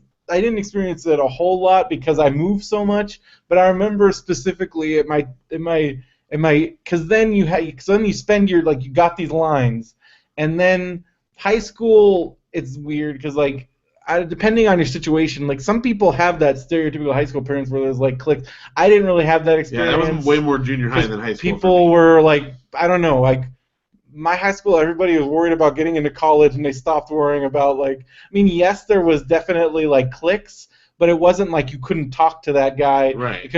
Junior high for me was the most like, you talk to these people and that's it, because otherwise you will get beat up. Yeah. And you know your place. And when they do those intro things at the beginning of high school movies, like, oh, you got the geeks and you've got that was junior high. Yeah, I had the geeks and the jocks, but we also all mixed together. Yeah, it wasn't a big and also at my school, because it was so competitive, like for school, like you had to there were a lot of alliances made in the honor of if I needed math help, I'm gonna go ask this punk rock girl because she's really good at math, and you had a lot of just because our school was again, it was a very academically so yes, there was those different people. There were the hardcore partiers, there were the jocks, but again, because of the nature of the school, it wasn't that one-dimensional, and there was also a lot of cross. Yeah. Our class president was a total slacker guy. It was just kind of he didn't. There wasn't total. I don't know. But then once you got to college, it's the greatest thing ever. Because then it's just. Well, then that's where it's the marginalized dudes become they're I'm free, and I'm nobody cares. Nobody. That's where you realize nobody cares, and you get to. And even if you have some stigma left over from high school, nobody knows. Well, and that's why I love Krumholz's speech in Freaks and Geeks. It's a do-over. It is, and you can be anybody, and it's totally I think I've said this on the show before, but when all the way up until the last day of my senior year in high school, I went by Philip. Yep. And I decided and I had a good experience in high school. High school was fine for me, but I just wanted a fresh start. I just wanted to be totally different. So day one of Biola, day one of freshman year college, I introduced myself as Phil, and that was it. The only people who call me Philip are my parents, and every once in a while my wife. That's it. So it's cool. It was just a brand new, fresh start. I became Spice Boy. You became Spice Boy. You did it a different way. But that was my identity. BrendoMan, and I mean, like, you know, BrendoMan was more sophomore year, but freshman year, you were definitely I was Spice Boy. The entire this is, if you ever meet anybody that said because there's a few thousand people out there that attended Biola University from 1998 to 1999. If you meet this is a challenge to any of our listeners. Yeah. If you meet somebody that attended Biola University from 98, 99, I would say 85% odds that if you ask them, do you remember Spice Boy, they will probably say yes. There's a chance they'll know, yeah. Like, I would say like 85%. Yeah, probably not anyone that was a nursing major or like someone that was like total but if you lived, seniors. But like if you lived on campus. Yeah, lived on campus, undergrad. People knew who I was. Yeah, because people, he's the guy that's got all the Spice Girls posters, right? Yeah, that's the guy. Spice Boy. You had your radio show. So it was fun, but it was like, cool. but anyway. But again, you could be the guy that has Spice Girls posters, and it doesn't matter. But the cool experience I got was because there was while there was lines in high school, they were still there a little bit, and so I remember I was sitting around at my 10-year reunion and talking to and it was cool because you get to talk to everybody because those lines those are gone, right? And everybody realized how stupid they were. So then it's fun to go back and be like, but then it kind of bummed me out a little bit. Like I had this reflective moment with this dude, and I'm like, we're having a really good conversation right now. We never would have talked to each other in high school, and it's like, but don't you think, like, because we're talking now and we're having, like, I talked to him and I met his wife, and she's like, so what's your guys' story? And he's like, yeah, I think we had a class together, but we were totally different circles. She's like, that's weird because you guys, I feel like, hit it off, man. Yeah, and I'm like, do you think like 17-year-old Brendo and 17-year-old whoever? And he's like, I bet you we would have, but it never would have happened. But it's kind of, and I'm like, but that's kind of a bummer. He's like, yeah, it's kind of a bummer because like, who knows? Like maybe we would have been like, this would have been like, we would have been like super good bros, and like, but now we're just like two guys that are like, hey, and I kind of was like, because like that's the thing, like you, by the very act of like doing those things that we do in high school, which everybody does, but you're narrowing your possibilities, but I guess that's just life. And I mean, to a certain degree, you kind of have to grab onto what you have, though, too. In other words, like, if you've got a few friends around you, it's worth holding on to that group because that's your safety net, But sometimes I think about like there were people that for just a dumb reason I didn't talk to, and maybe if I had, I would have, or I didn't, I just assumed this about these people. And like these, because like then I had these conversations in my reunion. These were like the weirdest ones where it was like, I always wanted to talk to you. I always want to talk to you. I didn't think you want to talk to me. I thought you were a cool guy. I thought you were cool. We should have. Like I had that happened to me at my 10-year reunion, and like so. But it was also, I'm like, I like that idea that we had mutual respect from afar, but cool. Two ships. I didn't go to my 10-year reunion. I loved my 10-year reunion. It was a trip. I would have, but the people that planned it like botched it. So they wound up changing the date at the last minute, and then they it was something like the place they changed it to was way more expensive. So it was like $175 for like a dinner, and it was like fancy dress only. I'm like, I'm not gonna do that. Let's look them up on Facebook. Do you remember for a while though? What was that website called? Classmates. Oh. That was horrible, but that was like the only way you could get in touch with people then. Facebook saved us from the future of Classmates. If Facebook had not existed, we would still be on Classmates. And then getting spammed all the time. Oh my gosh. And you're always tempted to pay for it because like I remember they like you would message somebody, but then to find out if they messaged you back, you had to. Because I remember I found a friend, but we managed to talk to each other by the subject lines because we figured out you could change the subject line. So I'm like, hey, email me here, and because that was the only way for a while. This is pre-Facebook, pre-MySpace. Right. That was how you found people. I remember I found some people on Classmates that I thought I hadn't talked to in years. And that's how. Yeah, I mean that's the only way I kept. Facebook did save us from like a world of that stupid website. Complain about Facebook. Just remember how many freaking spam constant. And it would be like somebody message you, and then you go on there and there'd be no update. Like what? Right. Like. Right. Or important news. Somebody's looking for you. About your reunion. I'm like, I want to find out about that. You should probably put together a reunion. And they would always be like, somebody's trying to find you to sign up for our premium. It's like, no, you jerks.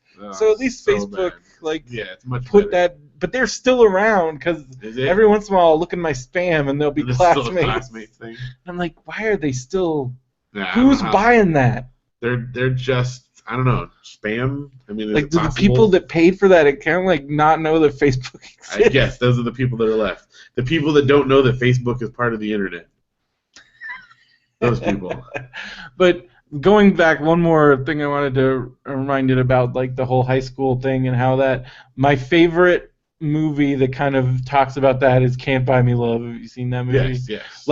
The speech that he gives, the big speech to him when he's like, when we were in 6th grade, because it's the big giant bullet, and you fell out of the treehouse, and I carried you to your house, and now we're arguing about this dumb crap.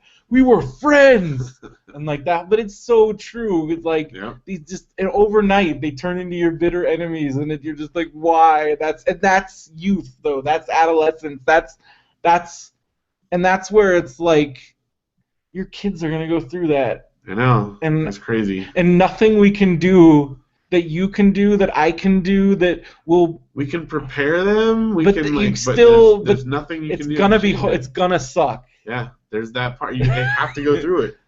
But I don't know. But those are the kind of thing you do, and that's. I feel like those experiences, good and bad, are what make you who you are, and without them, you wouldn't be you.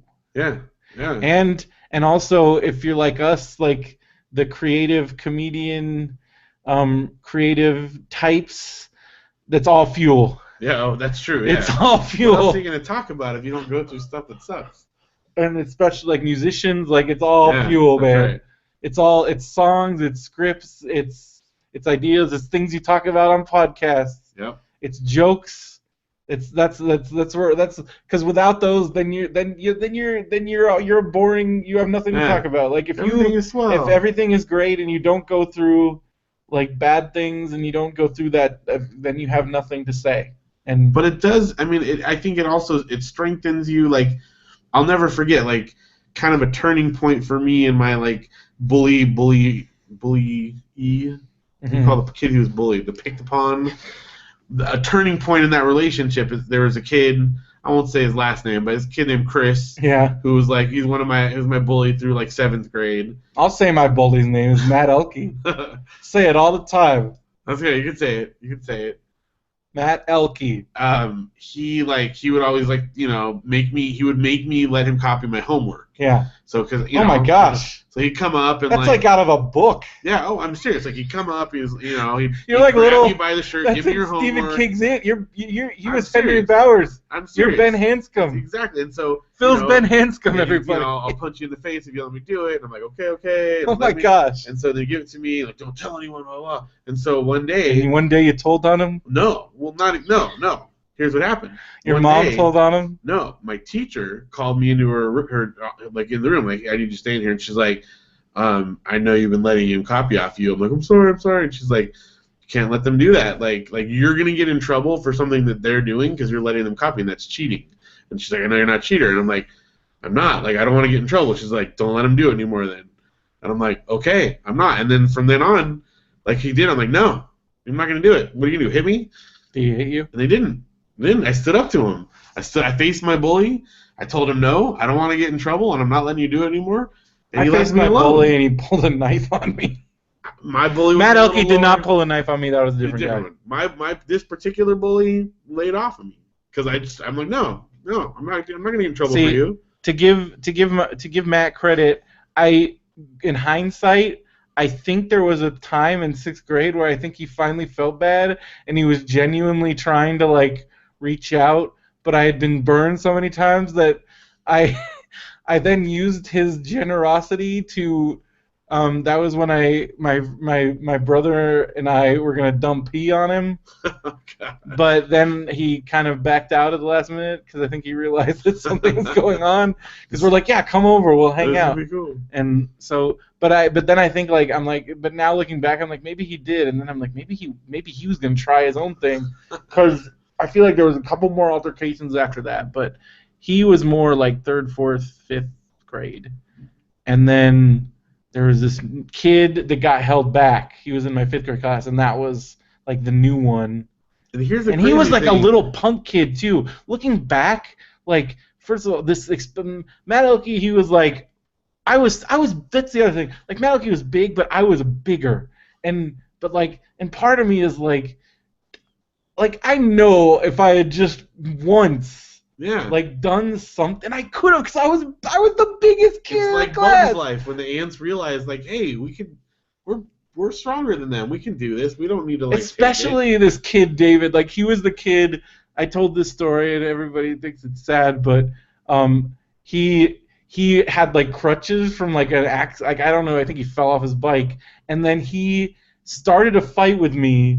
And then when the teacher turned around, he like fell and like he took a dive, but because he had the crutches, and then he did it again. He broke my glasses, and then he took a dive on his crutches. Oh my God. And I just remember, I will never forget. That's why I never had like horrible teachers, but I still think some of my teachers were pretty bad, because I remember my glasses were broken, and I was just like crying in the office, and my 5th grade teacher, Mrs. Stevens, that's right.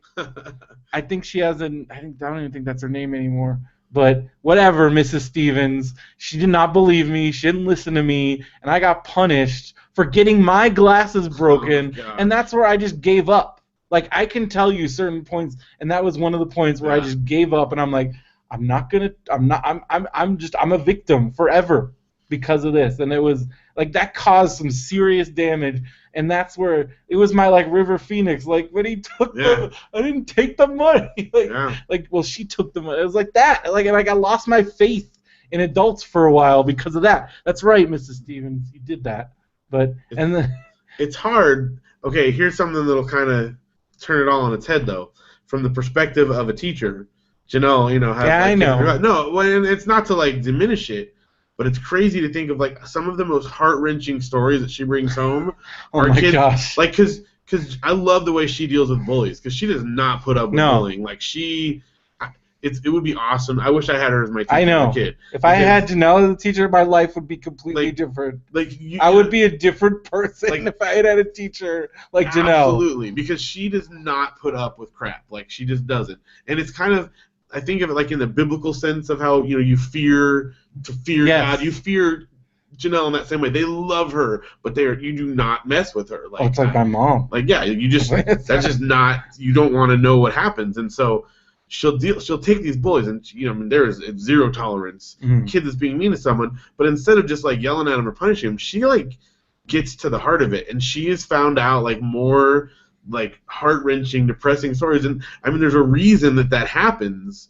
And I think that as adults dealing with bullies, I think that we've been terrible about it for a long time. We either like, push it aside as, oh, that's just the way the kids are, or else we just punish a kid, instead of like, what's really going on here? Because there's, broken homes and abuse, and like just goes on and on and on. And when you can actually get behind that, I mean, I've seen some of these kids she's dealt with 100% turn around and just become these awesome kids. And even though they have horrible, backgrounds and family life, that it can be overcome. So, that kind of spoils the whole like, bully idea in pop culture and whatever. But it's something to think about. Matt Elke didn't have a broken home.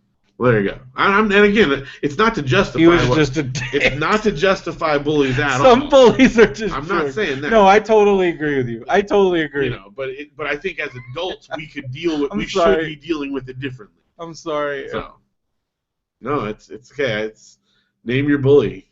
I look him up on Facebook a couple times, and he's like, and he looks like he's doing all right. But then I've looked up. And sometimes I wonder. I'm like, I'm just like, I wonder if it ever crosses, like, because I like to think that maybe at some point in his life he was like, man, I feel really bad about that. Maybe. And that would make me feel better. Did you ever see World's End? No. Oh my god, the storyline that like really hit home with me was there was like one of them that was like bullied and he finally like confronts him, but it's like the alien guys, but it's still like it's amazing. It's just really heart-wrenching because I think it's basically like what every person that is bullied would love, that like closure that they would love to have, and like you got it. Yeah. And like it's like sometimes I still have dreams about it. Sometimes I don't get because like I don't wish ill will on anybody, and it's not like I'd be happy if it's like, oh, he ended up like going to jail or oh, he's miserable. Like that wouldn't make me feel good, but also would make me feel bad. I don't know. But I also just, it's more like I'm like, are you aware of what you did? Yeah. And the impact that you had. I would feel better about the world if it haunted you just a little bit. Yeah. Just a little bit. Because I wonder, I'm like, do they think about me? They think about what maybe happened to me? Well, because I know a lot of them, see, this is messed up, but when my dad died, I did get the parade of ex-bullies. Yeah. That was kind of a like, whoa, we are all horrible people. Because I did get a parade of that. And at the time, I didn't appreciate it because I was miserable because my dad died. Right. But looking back, I'm like, it's kind of awesome. Yeah. I kind of did because they all kind of, that was like a premature, it didn't take until like our 10-year reunion or whatever, or until we got to high school. Like they all came, because I guarantee you that conversation happened at their home. Like, Brendan Creecy's dad died, and I know that their parents had to have known. Oh, and like, I'm sure they must have gotten some kind of lecture. So at least I got that. A little bit of justice. A little bit of justice, because I know I remember Matt specifically, now that I think about it, like he specifically came up to me. There's a couple other people but then I remember there was, so then like I guess the real assholes are the ones that persisted the bullying through that. Yeah. That's a horrible thing. That's the lowest of the low. Because everybody, even though I went to a huge school, I feel like everybody at my school, because it was like local news what happened with my dad. Right, because it was like, it was not a normal, it was like, it wasn't a hit and run, but it was a guy hit, it was in downtown San Diego. It was a taxi. Right, it was like in the middle of the day. It was on the news. So like everybody knew, and everybody knew it was my dad. So like, it made going to school, like going back to school was like, it was weird, it was horrible, but also it was like kind of cool because I'm like, that's right, you better feel bad for me, you jerks. Like, you freaking jerks. But then it was also like, but then at some point I got really disillusioned because I'm like, this is all fake. If I wasn't the kid who's dead, these people would be kicking mud in my face. So then I got more mad because I'm like, these people are double jerks because now they're fake jerks because they don't care. Right. But then it's like they probably did, and they probably were going through some confused things. They probably did feel bad. Yeah. And maybe it took that for them to realize what they were doing. But then the kid. So then there was the kid that it was like a month after. So like it's still like I'm still a freaking mess. Right. And my mom got me this No Fear jacket. Like it was like a super expensive one. Like it was like a varsity jacket, but like No Fear. Like must have been like $200. I'm gonna say like a really expensive jacket. First day I wore it to school, December of 1993. So like again, it's been a month, and I think I went back to school. So I've only been back at school like 2-3 weeks. Right. So everybody knows. And this kid in my freaking it was pre-algebra class, Mr. Jacobson. I know these details. I can tell you, I was sitting next to Tim Gale. Tim Gale was cool. He had Soul Asylum lyrics on his binder. He taught me how to do the Stussy S. Oh, nice. Because we had switched from this is 8th grade, so we'd made the switch from Trapper Keepers to cloth binders. Had to have a cloth binder. Right. If you had a Trapper Keeper in 8th grade, you were dead. That's probably what happened to me. That's because I kept You've seen my Trapper Keepers. Yeah. I still have them. Well, I mean, my mom probably has a bunch of mine, but I remember that like cloth binders. So you could write things on them, and if you that's it. Like, so anyway, so I just remember Tim Gale was here, and this kid, I think his name was Jeremy, sitting behind me, and like he was the evil bully because he would pretend to be your buddy while he's doing something evil to you. Yeah, well, that's the worst. Oh, that's the worst. He was the kid that told everybody I poo my pants. He was, so already I'm like, this kid is, so I was like on my guard, but this kid, I don't know how, because I still, so everybody, like, it's a typical math class, blah, and like, whatever, and then people start chuckling, and as we're leaving, and then my teacher, so then, like, the bell rings, and I'm, like, everybody's getting up, and they're laughing, and then, like, the teacher's like, Brendan, hold on a minute, and, like, and I'm like, and I thought I'm in trouble, but he, like, he stops me, and then like he's like, and he takes like he's like, you need to take off your jacket. And I'm like, what? And like, and he had written in huge letters in ink, faggot. Oh my gosh. In just ink. So there goes that jacket. My mom ended up getting it dry cleaned off, but I would never wear it again. Well, no, of course not. So like I ended up I brought it back when I lost a bunch, when I went on Fen and lost a bunch of weight my junior year of high school. But that $200 jacket sat in a closet for 3 years. Did the kid at least get in trouble? No. Because I wouldn't tell my mom who it was, because I was just... Oh, man. And my mom, like, wanted blood. Oh, yeah, I can imagine. But I had been, like, as horrible as I was a strict no tattletale, because that was, like, that was the code. See, I never followed the code. But I agree, I was dumb. It was, to me, I mean, there was a while, you know, when it was happening, but if a parent asked me or a teacher asked me, I can't clean. I would never do that. I wouldn't, like, go out of my way to, but if someone knew something was going on, part of it is I'm a terrible liar. I couldn't lie to save my life, so... I would never do that. And, like, in junior high, it got, like, to a practical standpoint when, like, because in junior high, things got real in my junior high school, because there was, like, gangs and, like, I mean, again, I had a knife pulled on me, so that's where I really, junior high, like, it was, like, I probably could have gotten people expelled in junior high, but I was terrified. I was, like, legitimately, like, afraid. And it's hard to know. Like, when you're in that situation and you're a kid, like, you don't know. You don't know what to do. But I think about that kid, because that kid knew. Yeah. And he's still, like, I hope that kid is, like, on Skid Row somewhere.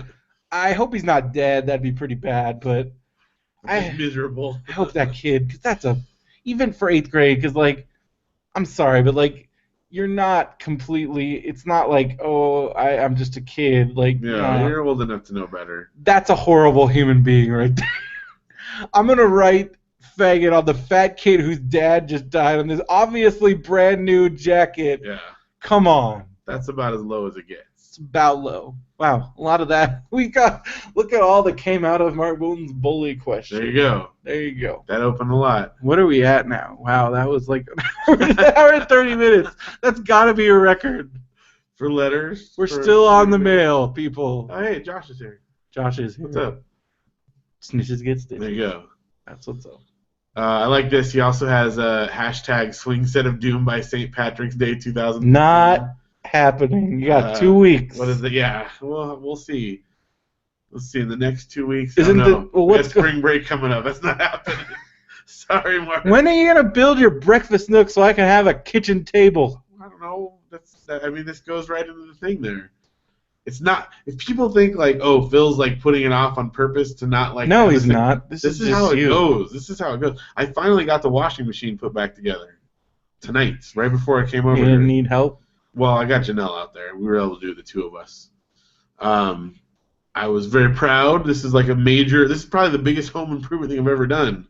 The pump fixed a washing on machine. The washer was clogged. I looked up YouTube videos on how to do it. Took it apart. There was a sock stuck in the pump. Took that apart. Put it all back together. Didn't cost a penny.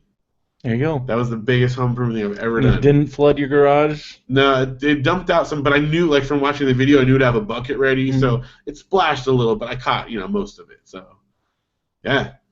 Did it. Have you used the washer since you? Yeah, we did like a test run. Okay, because to make sure. I just remember when we had thought we fixed our washer, we ended up almost flooding our entire first floor of our apartment. Yeah, we put like just a couple things in, did a small run just to see that it all went. Felt good, right? It felt Josh good. Asked. It was a thing that a professional probably would have taken 10 minutes, and it's been a week. And they probably would have charged you they probably would have charged $200 or something, and it was free, but it took me a week. But you did it. Wait, so you haven't washed any clothes for a week? So no, it's been about a week. Wow, so you're gonna have some serious laundry. Yeah, I got some catch up to do tomorrow. Fortunately, we got enough to make it that week, and I knew that like going into it, I had just done like every bit of laundry in the house right before it broke, so we were in good shape. But anyway, it's yeah, because your kids go through clothes. Like, yeah, but they also have a ton because you have to with kids, like because they're growing. They're growing, and also they get dirty. Like yeah, they go through 3 changes of clothes a day sometimes, So, but I got about halfway through putting it back together and realized I forgot to put the clips back in that like hold the back of the thing together. So then I had to like undo it, and it was just this huge process. I'm not good at it, but it did feel good to get it done. There you go. So yeah. You gonna be changing the oil on your car? Yeah, no. That is way, way beyond me. It's not that hard. One of these days I might get the swing set done. That was the point there. Because you gotta anchor it. Gotta anchor it. It's been rainy. Some cement. Some coffee. No, they have a thing. I did find that out. They have like a little kit you buy that like just get it. Does it and you do the thing. Just do it. I'm getting there. I got a comic posted today. Josh put in his own car stereo last month.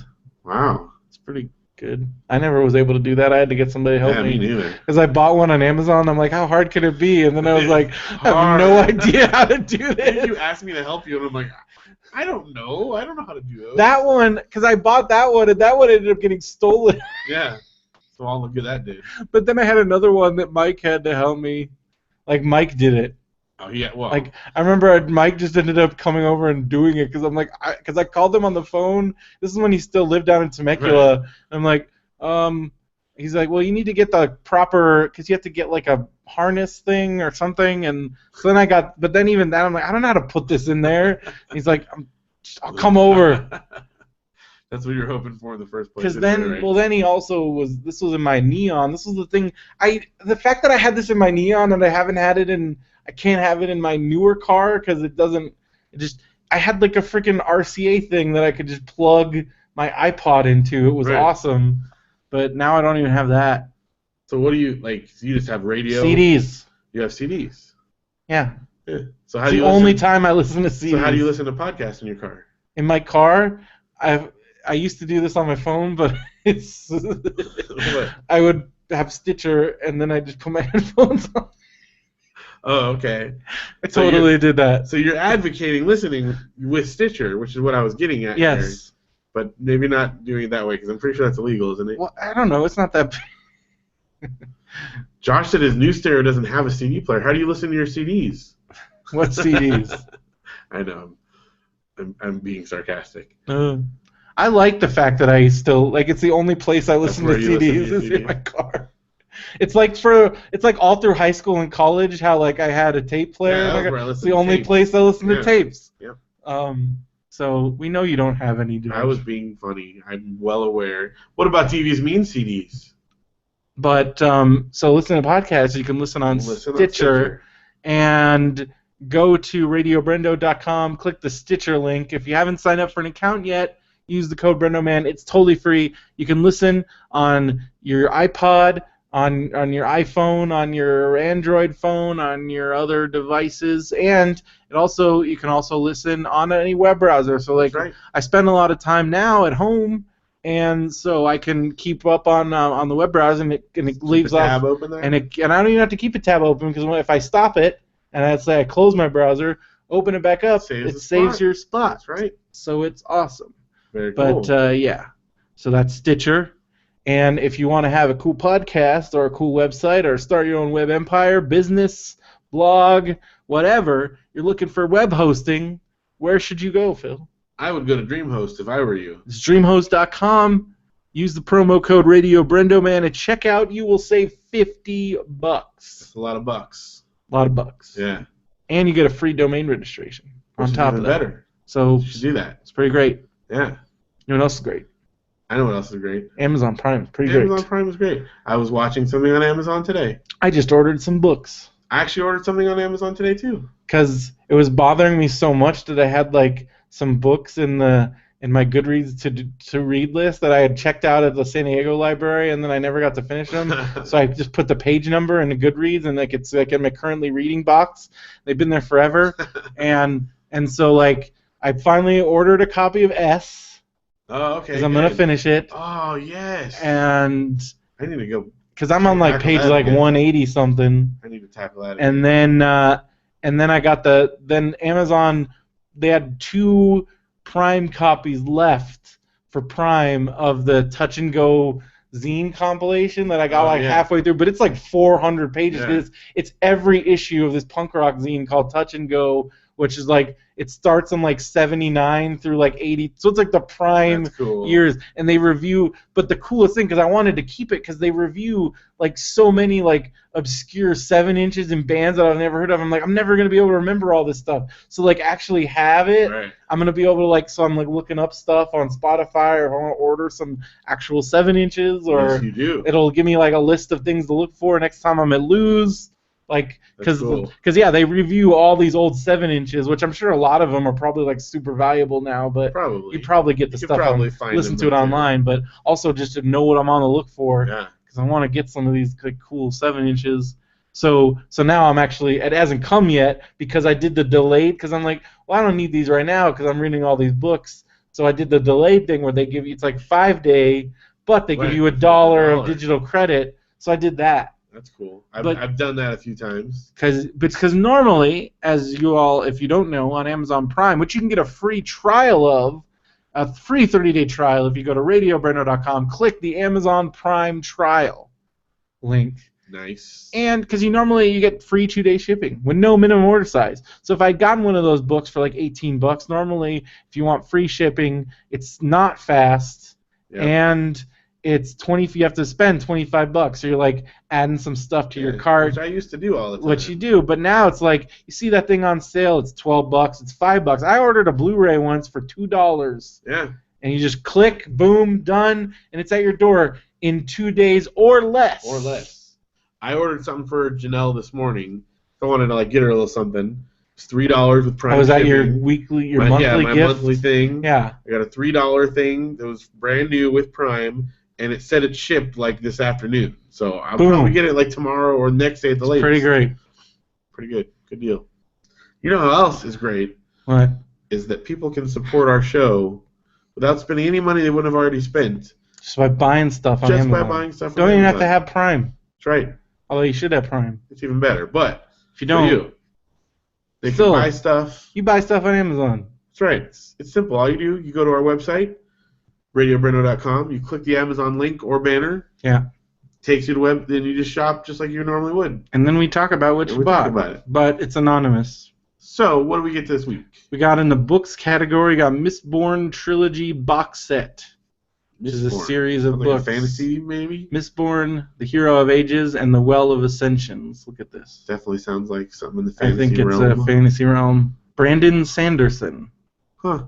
From the New York Times bestselling author. Looks pretty cool. Cool. All right. Yeah. There you go. That's the guy. Cool. It's pretty cool. Got that. It's $15 for 3 books. It's a pretty good deal. Good deal. All right, we also got in the computer section. Oh man, we got some like somebody's going crazy with the video cards. Stuff. We got the EVGA GTX 970 super clocked 4 GB GDDR 256-bit DVI DVI-D HDMI DP SLI ready graphics card. That's so like some games super talking about graphics card. Well, that's a $339 graphics card. So yeah, somebody's playing some games. That's serious. Serious gaming happening. Nice. We also got the EVGA GeForce GTX 960. So we got a GTX 970 and a GTX 960. Boom. Do they like double up on each other? Is it 2 different computers? Could be 2 different computers. It could be double graphics cards. I don't know. I don't know how that works. Could be going hardcore. Really We got a WD Green 2 TB Look at this.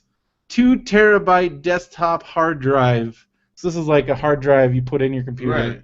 $69. That's insane. Like, think about that. Think about your first hard drive that had like 256 megabytes. Yeah. Probably cost a fortune. Yeah. Definitely not $69. Now I got 2 terabytes. That is nuts. Oh, you don't SLI different graphics card models, so obviously those are for 2 different. Yeah. Okay, 2 different. Gotcha. Ones. Odds are, that's a good point. You can SLI 2 cards of the same model for doubling up, but these are 2 different, so it could just be 2 different systems. Maybe they returned one. Who knows? I don't know. I don't know. All right, what else? Ooh. Big Hero 6 on Blu-ray just won the Oscar for Best Animated Feature. Great movie. Still think the Lego movie should have won. Was it even? Was not nominated. I was going to say. Which makes no goddamn sense. But Big Hero 6 was great. It was great. You can't deny that. I also got Dumb and Dumber Ultimate Unrated Edition on Blu-ray, $5.99. It's a good deal. What is unrated? That's just like they put in the deleted stuff in that one? Probably. Deleted scenes are very hit and miss. Yeah, there's a reason. Sometimes there's a reason. Most of the time, sometimes, yeah.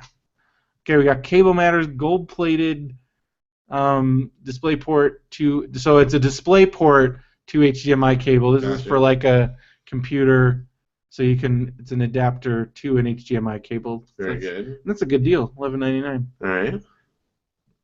We got Finley Home Duval backless bar stool seat cushion. Someone needed a new cushion for their bar stool. Or maybe it was the person that bought the bar stools. Maybe so. Because now you got maybe they were too hard and they needed to cushion it. Yeah. Because last time somebody bought some bar stools. Yeah. Right. Okay, we got some Dominion stuff. People still buying Dominion stuff. We got Dominion base cards and Dominion Guilds board game. Huh. I think that might be Craig because he's been buying a lot of Dominion stuff. All right. Cool. So that's Amazon. Sweet. Thanks for buying stuff, everyone. Keep up the good work. Man, it's midnight. You guys are awesome. It's already midnight. We haven't even gotten to like our current events yet. Let's get through this. Let's do it. All right, Long Beach Comic Expo was great. Yeah, it was a lot of fun. We already talked about it. A little bit there. It was fun. We reconnected with Martha, who runs the show, and so I think there's a very experience there. I think the odds are we will be in the fall. We got hugs. It was not just who are these losers here? It's cool. Met up with Martha. Met up with Mel Kalo from Boom Studios because he did a panel. He did the marketing. You know, there was that series of how-to panels. He did the marketing one. Boom Studios got a lot of stuff coming up. I mean, in addition to we got Bill and Ted. Yeah. But they also are doing some other stuff. They just announced they're doing. I talked about Cursed Pirate Girl, the graphic novel. They're gonna do some like single story issues. Spread out, and the first one comes out like within the next year. So more Cursed Pirate Girl. It's amazing. It's some of the most amazing artwork I've ever seen in a comic book. So very excited from that. You can check out the graphic novel, which is from Archaea, which is now part of Boom Studios. So I guess it's Boom. It's like an imprint of Boom now. So. Always good to see Mel. That was cool. And again, Brian Apodaca. Zombie Outlaw. From Zombie Outlaw. And he's going to be at WonderCon. We're going to be at WonderCon. Yep. WonderCon is going to be Easter weekend. And our panel, which today we were featured, I don't know if you saw on the Webcomics Advocates, I linked to this, the Toucan blog, San Diego Comic-Con's blog, talked about the new Marriott Elite Ballroom, and they announced the full schedule for the Elite Ballroom, which we are one of the panels. Because basically they want to do more fan-oriented panels, so it's like there's a bunch of cool programming about, like there's one about like geek fitness and geek fashion and lifestyle, and like there's cosplay panels, and we're part of the That's cool. Celebrating fandom. And so that's where the webcomics are, and it's at the Marriott. We're at the Elite Ballroom right across from the convention center, and I'm super excited. Yeah, it's gonna be great. It's going to be on Saturday. So this is April. So that's going to be the 3rd, 4th, and 5th is WonderCon. It's that Friday, Saturday, Sunday. On Saturday the 4th, we are going to be in the Marriott Elite Ballroom. Me, you, Josh, and Patrick Scullin. 4th of April. Yes, April 4th. Good. Not this coming weekend. No. which we did. We got to see Patrick also. Yeah, that's right. Patrick Scullin, Super Siblings. He's got a lot of cool prints. Yeah. If you ever see Patrick at a convention, he also got them for sale on website. On Facebook, I think it's Patrick Scullin Illustration. But he's got a lot of cool prints. Yeah. He's got his Nathan Fillion, his Indiana Jones. He's got some new Agent Carter prints. Yep. He also has his comic books that he does. So we saw him at Long Beach. Saw him. He's excited we're about gearing up for a WonderCon panel. It's 4 to 5 p.m.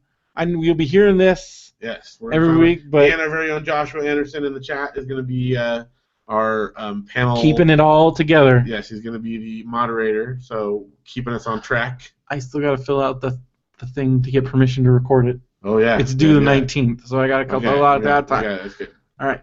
Also, you have to come up with the flyer because we got to do that too. Oh, yeah. To do flyers. Okay. All right. So panel, Saturday, April 4th, Marriott Elite Ballroom, 4 to 5 p.m. It's going to be very cool.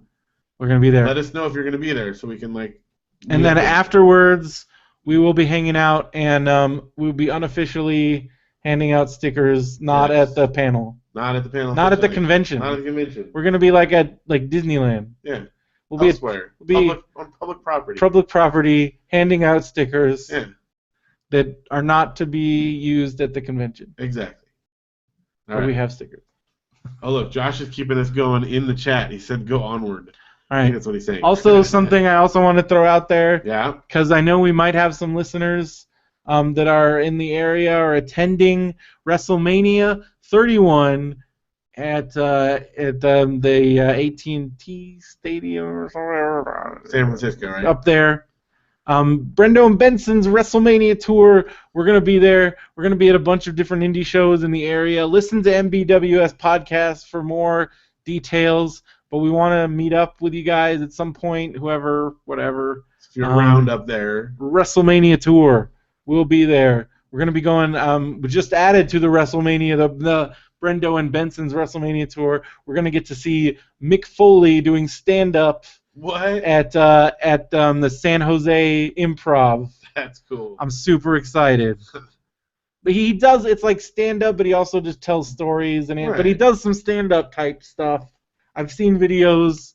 It's real funny. And he's going to have mystery guests. So I'm super excited. That's cool. I hope one of them is Colt Cabana, and I hope one of them is Dolph Ziggler. Because he said, because I know when he did one by SummerSlam, WWE people came, Dolph Ziggler came and did, comedy, so I'm hoping it will be like that. And then afterwards, you get to meet everybody. So, I'm really excited about that. That's very cool. I'm excited.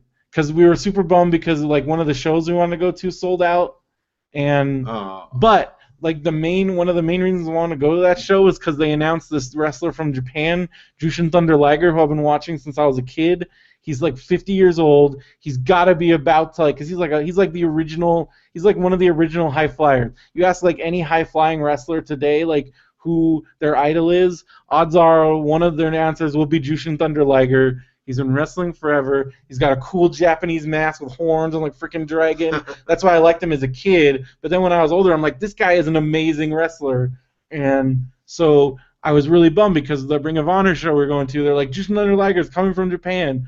And then it was sold out, and I was super bummed. And then I was just saying out loud to Benson, I'm well, if he's coming all the way from Japan, he's probably going to be booked on multiple shows, so he's probably going to be one of the other shows. And sure enough, we looked at WrestleCon because they're doing this big wrestling event at WrestleCon, which we already have tickets for. Right. Sure enough, new match added, Jushin Thunder Liger, so I am going to get to see him. All right. And I still get to go to Mick Foley. This trip's going to be great. Super excited. When is this, what does this take place? It is the last week of starting the 26th of March. So it's the end of this month through April 2nd. So you're going to be coming straight back from that going to WonderCon. Yes. All right. We're getting back on Tuesday. WonderCon is on Friday. Nice. Boom. All right. I already rearranged because I had a class that was supposed to be that week, and I'm I'm not going to be in town. They're that's okay. So my plan is I get back on Tuesday. I still have to do my 20 hours of lab work, so I'll do that Wednesday, Thursday. Wait. Oh, no. You can do Friday morning. Yeah. This might not work. What? What happened? Something just fell apart. Well, the Friday, because I got to be there on Friday at WonderCon. Yeah, but you can do 4 hours on Friday morning and you go to WonderCon. I could do a 12-hour. Well, you could. Or just do 4 hours. It's not going to open that early. It opens at like 10. And Derek and Benson are going to be down there, and I got to give them their badges. Oh, well, you're going to have to do a 12-er or make them wait. I didn't even think about that. All right, Wednesday, Thursday. Dang it. All right, well, figure it out. Anyways, Brendo Benson's WrestleMania tour. It's going to be awesome. WonderCon immediately following.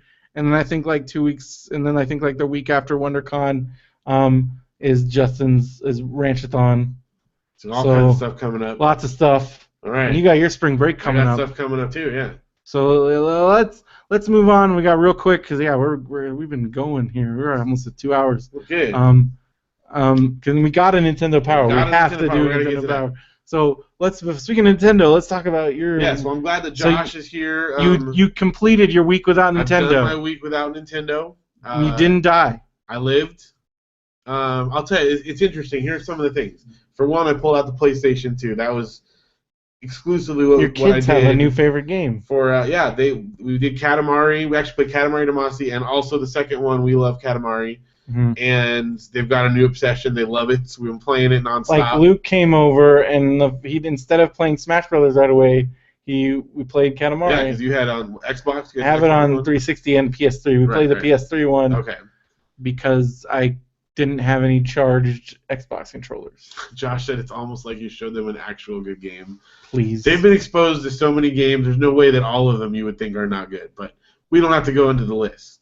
Point is, they liked it. It was fun. And that part I wasn't so worried about because I knew I had... How did you handle not having your DS? The tough part was the DS for me. Because like on mine, like you have like your friends, so like every time I'm on, like you're on that thing pretty much all the time. Well, because I'm always like doing something and I've got it on over here and I'll do, I've got it in the background. I do my tags, blah, blah, blah. It was tough. Like, I fall asleep with my DS. Yeah. Like, that's how I go to bed at night. So what'd you do? I wound up downloading a bunch of just junk on my phone and, like, kind of kill time. What was your favorite? The thing I played the most was Lux Touch, which is like it's a free thing, and it's basically Risk. It's a knockoff of Risk. And I've just played, like, 500 games of Risk throughout the week. It's great, though, because you can play it really fast, Usually, Risk is hours long, and you can do a whole game of it in 5 or 10 minutes, but it pales in comparison to like what I normally get to do. So that was the tough part, and it was hard. The console was easy because PlayStation. Again, I love Nintendo, but I don't have anything against PlayStation, and Katamari. I was obsessed for a long time with it. It's interesting though. I popped it in, and my last save date was 2006. So you haven't played that game. I haven't played that game in a long time, so it was nice to pull it out. Wow. I have played PlayStation since then. The most recent game that was in there, ironically enough, and this is actually what made me think of downloading my phone, was I have Risk Global Domination on PlayStation. My God, so that's what was in there. I'm like, I should download it on my phone. So as Josh asked, what did you learn from this experience? Well, for one, I use Nintendo a lot. Because again, streaming. Fortunately, we have the smart TV now that we got from Brendan, so I was able to stream on that, for Netflix and whatnot, and watch stuff on my computer or whatever. But I am very dependent on Nintendo stuff. I use it all the time. The other thing, of course, was that Josh does know his stuff a little bit. Of course, I do think though, and I go on. I've been on record saying this. It was close for a while, and Josh admitted it. For a while, yes. And you admitted it, and it wasn't as crazy out there as you guys at first thought. Crazy. But did I learn the most important lesson? What, Josh, is the most important lesson I was supposed to learn? Don't bet on Nintendo. No, I always bet on Nintendo. Always bet on Nintendo. Always bet on Nintendo. If I was Wesley Snipes, that would have been my line. Always bet on Nintendo. And I lost doing that. But you know what? It was worth it because I still showed my allegiance to them. Even if they didn't win, I am not a fair weather fan of Nintendo. I'm with them through thick and thin. You can still be with them and enjoy other things. I do, and I did. And I still have the PlayStation hooked up. We played a little Katamari and a little bit of Wii U games too. So because now you got your kids and Nintendo are feeling loving individuals who personally reach out to me. I talk to them on the phone regularly, the customer service people, and they're really nice. Cool. They like me. Well, we did something else cool yesterday. Yeah, we went to the pirate show. What's it called? The Pirate Adventure, I think. It was the what's the actual name of it? Pirates Dinner Show. Pirate Dinner Show and Adventure, something like that. It's in Buena Park. It's down the street from Raspberry Farm, right by Medieval Times. Medieval Times, same kind of thing. So it was Andrea's birthday. It was Andrea, our friends Josh and Andrea. It was her birthday, and they invited us to come out. It was really fun. Our kids got to hang out with their kids. Loved it. Super cute. There was a freaking animatronic. Well, I guess it was more of a puppet. Well, the one underneath was an animatronic, I think. Kind of puppety. I don't know. Well, anyway, there's a giant dragon and stuff. It was really cool. The best part is, like, I've been to it before, and we had a lot of fun. You get a lot of food. We get a lot of food. But watching the kids, like, Luke was in it. It was real. Yeah. Like, he was just... And we got them the little flag, and he was, like, waving the flag and, stomping on the table or clapping along with the stuff. It was fun. And Audrey, too. I mean, they both. Like, it was just... They, of course, have a pirate princess, so she was, like, rooting for the princess. And it was cool to see it a little bit through their eyes because they were in. Food was good. And the food was really good. And we got 2 desserts. That's right. Because they didn't realize till halfway through they accidentally set the wrong one down. Like 30 seconds later, they came back. But we were already eating. It was like halfway gone already. It was like, I guess you could just have 2. And I'm like, okay. Because they like assume, like, I don't know, like most people just put it down. It's probably like we're just like already like. It was good. It was vanilla ice cream on brownies and chocolate syrup. And then we got cake. Afterwards, did I crush his dreams by explaining the pirates never existed like that ever? No, I did not. I'm gonna let him have that. You'll find that out in junior high it's school. Cool. It's fine. Dragons. No, you know what the best part is though? Luke doesn't even need that because we're like, do you like that dragon? He says, no, Dad, that was a robot. That wasn't real. And he'll say like, that was fiction. It was a fiction story, Dad. It wasn't a real thing. Come on, dude. Okay, Josh would. I mean, I know you like Luke, but like going to Disneyland with him, he narrates like as we're going on a ride, like that's actually a robot over there. Oh, that's just an effect over here. Like he knows it's not real, and he'll say it out loud. I'm like, there's kids on the boat that don't know that. Those aren't real pirates. This is just a robot. So yeah. But it is a real robot. It is a real robot, but it's awesome. But he's very analytical. He likes to know how it all works. He wants. He'll ask me. That's good. He'll ask me, like, Dad, is this real or is this fiction? And I'm not gonna lie to him. So I'm like, yes, it's pretend. It's fun to pretend. Well, I mean. See, that's cool. I held on to the Madden for a little bit, but then I feel like it really turned a corner for me because then I want to know how they did it. Right, and then it's cool. But it's still fun to like. There's still some things because he has like these theories like Mickey Mouse. Like you see the Mickey Mouse character standing around, people getting pictures. That's not the real Mickey Mouse. Mm-hmm. I'm like, oh really? Where's the real Mickey Mouse? He's the one in the parade. That's the real Mickey Mouse. Gotcha. This is just the guy in a costume here, but the guy in the parade, that's the real one. Yeah. So he's still figuring. He's still got some mystery there. Gotcha. But he's gonna figure that out pretty quick. So anyway, kids are cute.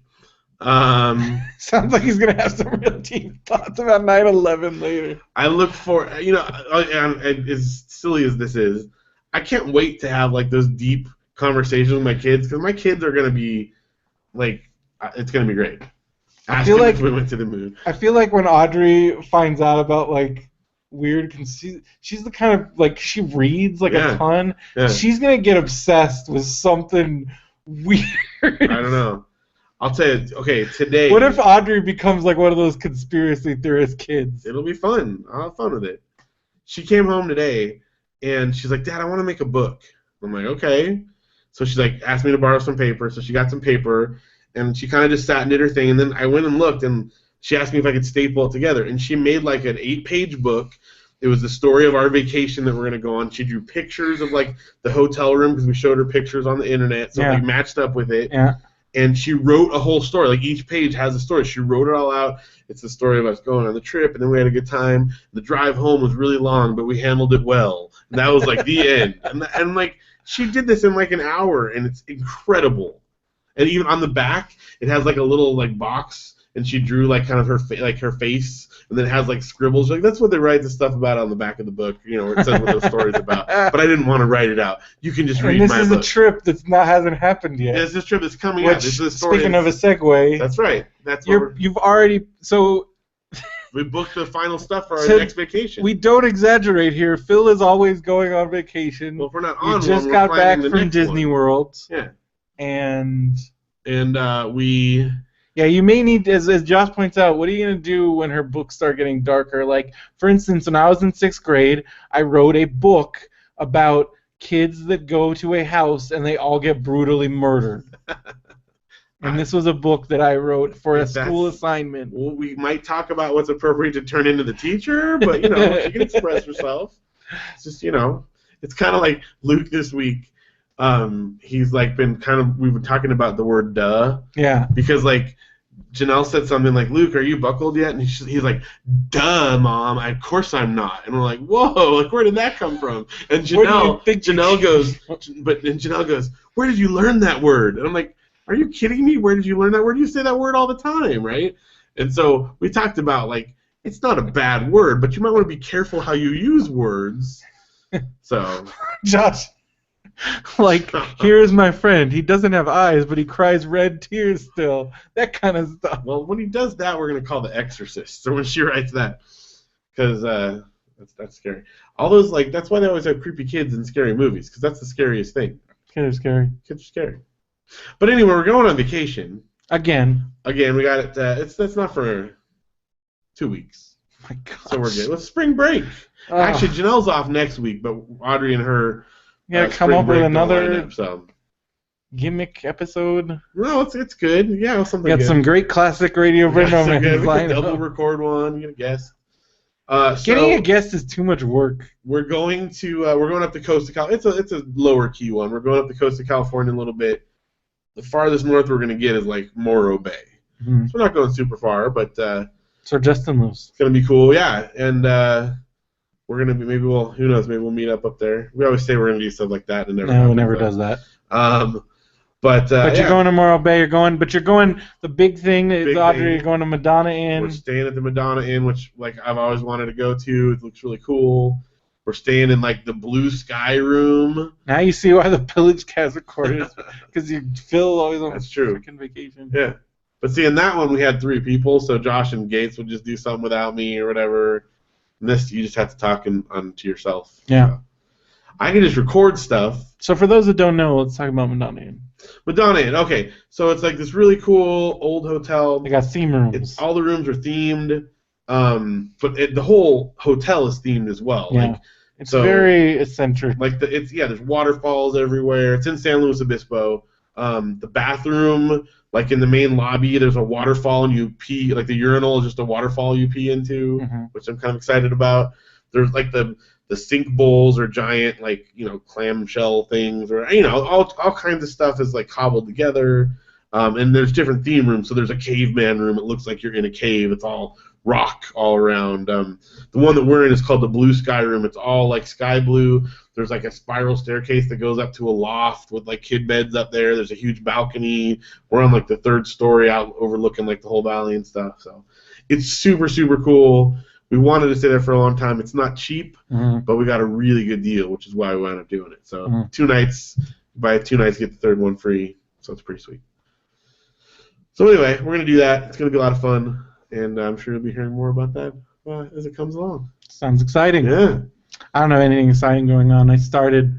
Oh, see you later, Josh. Adios. Josh has to go to bed because it's Monday and it's 12:25. Talking to 2 dudes that don't. You got to get up. Yeah, you got to get relatively early. I don't. Yeah. You know what I got to do? Well, you have school tomorrow, though. Well, I have school, but my school starts at 3:00 and goes till 7:30. So you're okay. I'm okay. I got to get up I just had my first class. At 6. My challenge now is staying. I've never been like a lecture guy. Oh, no, so this is like a guy. I mean, it's kind of interactive, but it's mostly just a dude talking and going. The worst. And I've already been through all the material because they have us do the independent study before, which I get why they do that because he's operating on like a different level. And I feel like if I had just had this class, I would have missed stuff. Right. So I'm glad they gave us that independent study thing. But like, It just reminded me why I hate school, because it's just like a guy talking, and I'm just like, bleh. So at least though, like where he's in Michigan teaching the class, okay, and we're in a classroom, but there's nobody there, and there's other people taking other online classes.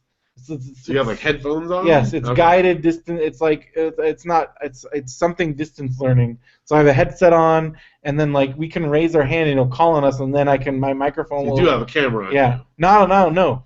How do you know? Oh, raise your hand like. There's a thing that you hit, raise your hand, and so you can get away with having another tab open of stuff.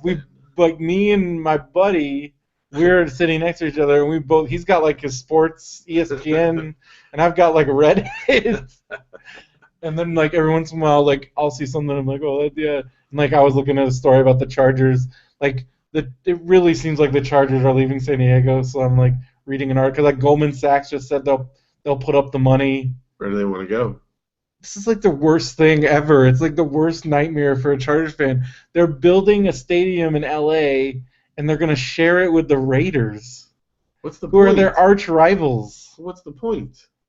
Because they'll get more fights. That's the thing. Like that's gonna be just for crime alone. Well, that's where I don't understand. Plus, it's just wrong. Are they gonna park? There's no parking already in LA. Well, it's not gonna. It's not. It's like in an area where there is. Like it's not LA. It's like I forgot where it's gonna be. Well, this one actually, I think this.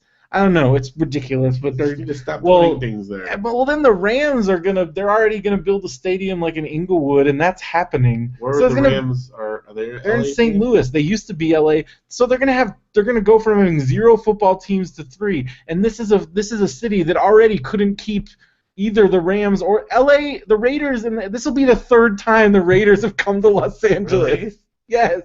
Were they like San Francisco? They were in Oakland. Oh, okay, so this is the 2nd time they've come back to Los Angeles. Okay. They were in Oakland. They went to LA. Then they left back to Oakland, and now they might come back to LA. Well, that sounds like a mess. That's what you got out of your class today. But I was just watching that, and we were just so like everyone. Well, I mean, I was still like, able to answer questions because I'm not a freaking dumb. Yeah, that's good. And because like I'm all about multitasking. Well, multitasking is bogus, but because it's like physically impossible for you to give 100%. So you're just half-assing 2 things instead of putting all your effort into one thing. If you only knew some of the things I got away with doing when we recorded remotely on the podcast. Oh, I'm aware of the things. Did you ever you can take a dump? That's not possible. No bodily functions. Nothing like that. I was wearing clothes the whole time. I meant more like video games. I know you were like video games, puzzles, etc. All right. Yes. Anyway. Well, so that's what's going on with me. I mean, not much else. Cool. Just been hanging out, just chilling. Because like it was great. Last week was my normal like I had the independent study, but I only had to do 20 hours, so I was done by Wednesday afternoon. So then like Thursday and Friday, I just didn't do anything. Yeah. Well, you did have Luke hang out again. Oh, Luke came over on Friday. He came over and played for me. Played. Although I did not play Nintendo, you were my witness. It's true. While we were here. I almost handed you a controller for Smash Brothers, and you were like, I can't. Oh, sorry. So like, I was 6 days sober at that point. You were good. All right. Well, moving on to Book Corner. I finished Nick Hornby's Funny Girl. It was amazing. Nice. So good. Highly recommended. 5 stars. 4 stars. I think I 4-starred it. I feel like I'm reserving 5 stars now. I don't know what I'm doing. On the Goodreads. On Goodreads, right. 5 stars. It's probably like 4. I throw 5 stars around. I wish you could get halves, because it would get 4.5 stars easy. Okay. It's a real good. Because I realized I was throwing away 5 stars, so it was kind of messing up my recommendations. Gotcha. So now I'm trying to be a little bit more. But they don't let you do halves and quarters. They might even do 4 3/4. I would maybe do 4 3/4. I don't know. If I read it again, it might become a 5-star. But it's real good. Really good. Worth reading. And it really lit a fire under me, and like we're writing again. Yeah. Like it made me like, hey, let's work on something. We're working on something. To send you, by the way. Yeah, we'll talk about that later, but yeah, obviously. All right. And then I'm currently still reading Wizard's First Rule. It's really cool. It's gotten real freaky. It almost makes me want to watch the show. Okay, then that's the Legend of the Seeker one. Legend of the Seeker. Okay. And then I've been reading, not so much this week, but last week, but because it's school. Right. But when I was at school, I had it to read. But still reading The Adventures of Sherlock Holmes. It's really freaking good. I just finished like some of the cases because these are like short ones, right? But they're like amazing and like stuff that like man, everything copies Sherlock Holmes. Yeah. Everything. How do you do a mystery show now? Basically you have to just admit that you're borrowing some like stuff. Everything. Like, think about when it was roots. written. Like it goes way back. Everything goes back to Sherlock Holmes. And it's it's pretty crazy, but it's so good. Yeah, CSI would not exist without Sherlock Holmes. And now I'm also reading The Light Fantastic, which is the second book in the Discworld. Oh, okay. So it's going down. You're doing it. Yeah, I'm doing it. All right. It's real fun. I like it a lot. You would love it because it's like just imagine like Hitchhikers, but like kind of fantasy instead of, but like it's like it's a very similar sensibility, almost to like another level. Like Pratchett, like as great as Douglas Adams is, like I feel like Pratchett almost like just the wordplay. Wow. Is crazy. That's big. That's big. It's real funny. So what about you? Well, I finished our book. Oh yeah, you were supposed to bring it over, and I've got the Nintendo Power. I did not remember to bring that book. I need the book. I finished it. I Want to Go Home. Still great. Holds up. It's amazing. Yeah. I still laughed out loud continuously. You think I'm gonna like it?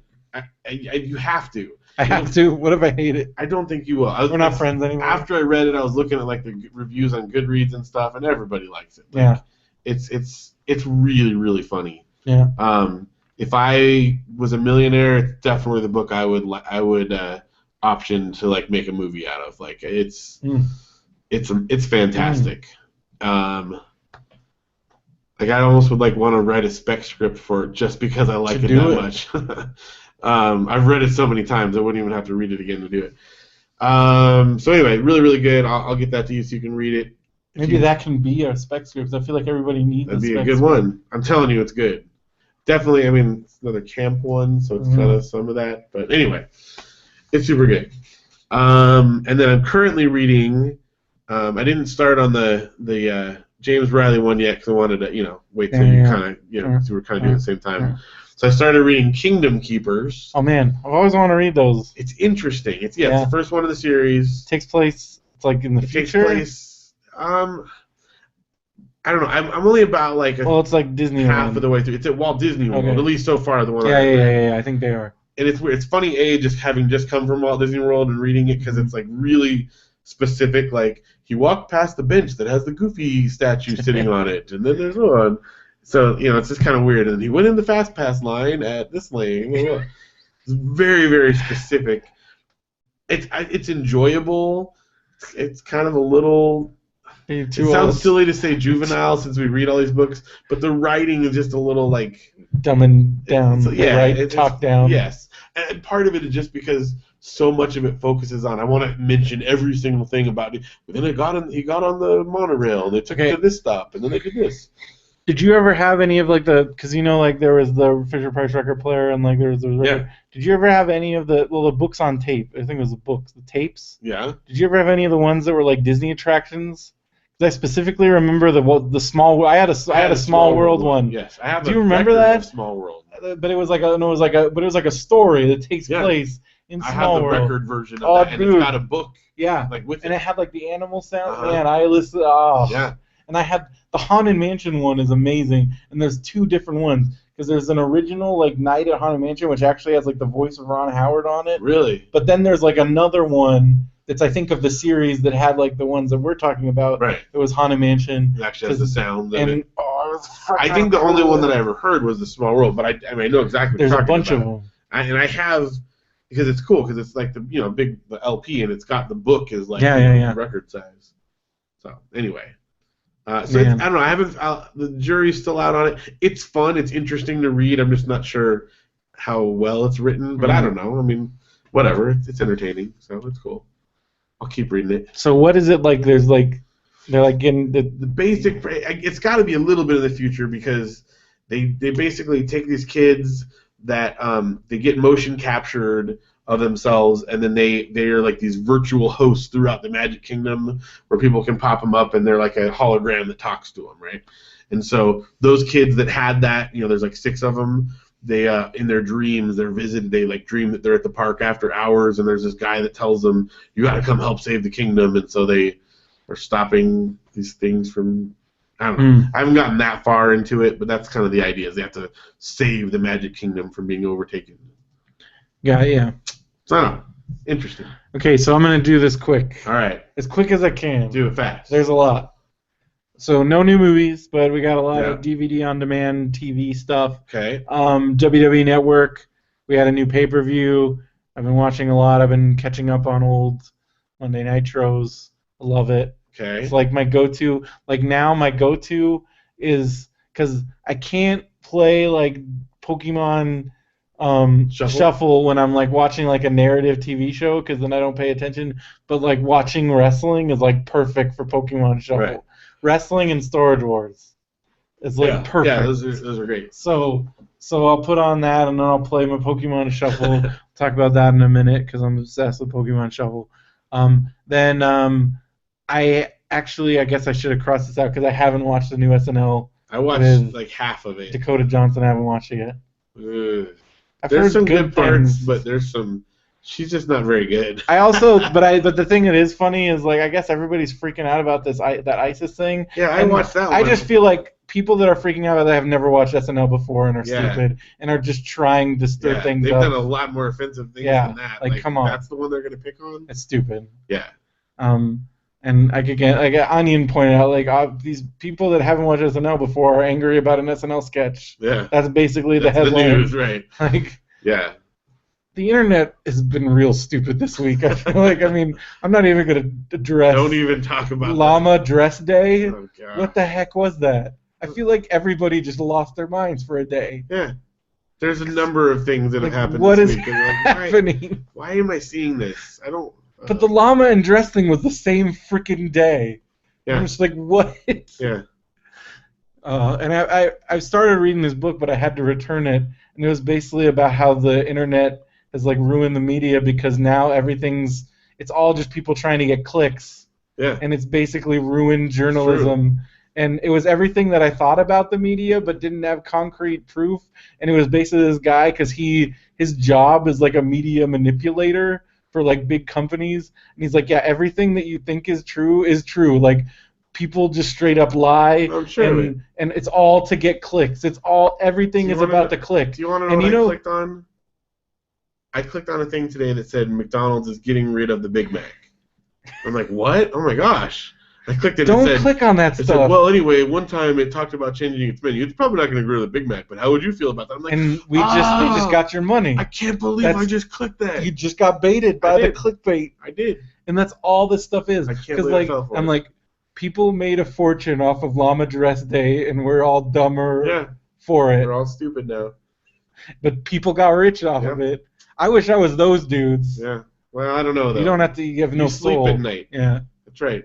But that's just kind of really messed me up. I didn't put it in my currently reading because I had to return it and I haven't finished it. Okay. And I don't know when I'll get it back because I had it back on hold. Right. It's called Trust Me, I'm Lying. I found out about it because I think it was Gabe from Penny Arcade was raging about like just dumb things that people, and he's like, once you read this book, it'll like break the internet for you, but you should read it. That's cool. And so like even is one of his editorials. So I looked at it at the library because it's crazy, like as bad as you think and corrupt, like but like it just makes you realize like because like now I feel like everything you read on the internet is worthless. It pretty much is. That's the way. So much garbage. Look at like because while I was I couldn't log into Facebook right away when I was at class because I couldn't find because I do 2-factor authentication because I'm like paranoid about my passwords, right. And it wasn't texting me the code, so I was like, so I was waiting for that. I just went to the front page of Yahoo, and it was all garbage. Like I feel like there was a time when there was like legitimate news stories. Now it's like 9 ways to do this, and you won't believe what happens when you see this. It's all clickbait on the front page of Yahoo like that. It's interesting though. It's ridiculous. It does, like, they track, cookies or whatnot. So it totally like targets it towards what you like. But this was like this was like, because when I look at it, it's all in articles about Nintendo video games. But this was like, because it was a public computer at a school, it was the clean, and it was all just garbage. Yeah. It was just freaking garbage. Yeah, mine was like, it's 3/4 of it is video games or entertainment things, and then there's like a little bit of like just legitimate news type stuff that pops up. That's pretty much. I feel like legitimate news is just dead because it doesn't get clicks. Yeah. Like, so all the real news stories are getting buried. Like, for instance, I mean, everybody's made this observation, but the day of the llama dress day was the day that net neutrality passed from the FCC, and Adam Wells and I were discussing this Twitter. I wouldn't, seriously, after reading this book, I would not be surprised because Comcast and like the big telcos are trying to get net neutrality overturned. I think they wanted to bury, because it's pretty easy to bury stuff like that just by having this crazy, like these. So I'm seriously, I don't even think it's a conspiracy theory. There had to have been something going on where they're throwing that out to just get that stuff buried. Because also in our news cycle, because it's so crazy, he was also, that's another tactic, is they bury things by putting out this other crap, by filling up the internet with noise, and because of the constant news cycle, it's so easy to bury stuff like that. And I'm like, I feel like that's exactly what happened. Yeah, it makes sense. Why else would something that stupid it doesn't make sense. As stupid as the internet is, I feel like that was a million times stupider. Janelle called me in the other room and was like, what's going on? I don't even understand what's happening right now. I feel like most people, that's how I felt. And I'm just like, what? Stop it. Stop! My tweet was like, is the internet getting punked today? Like, what is That's what it felt like. Well, when you find, again, like, I'm not saying this book is like the truth, like absolute truth, but I mean, he has enough evidence to support it, and it just makes sense that, like, it's so easy to plant stories. So all it would take is like PR people for these, basically, they're like, we need to bury this story so then we can push our agenda.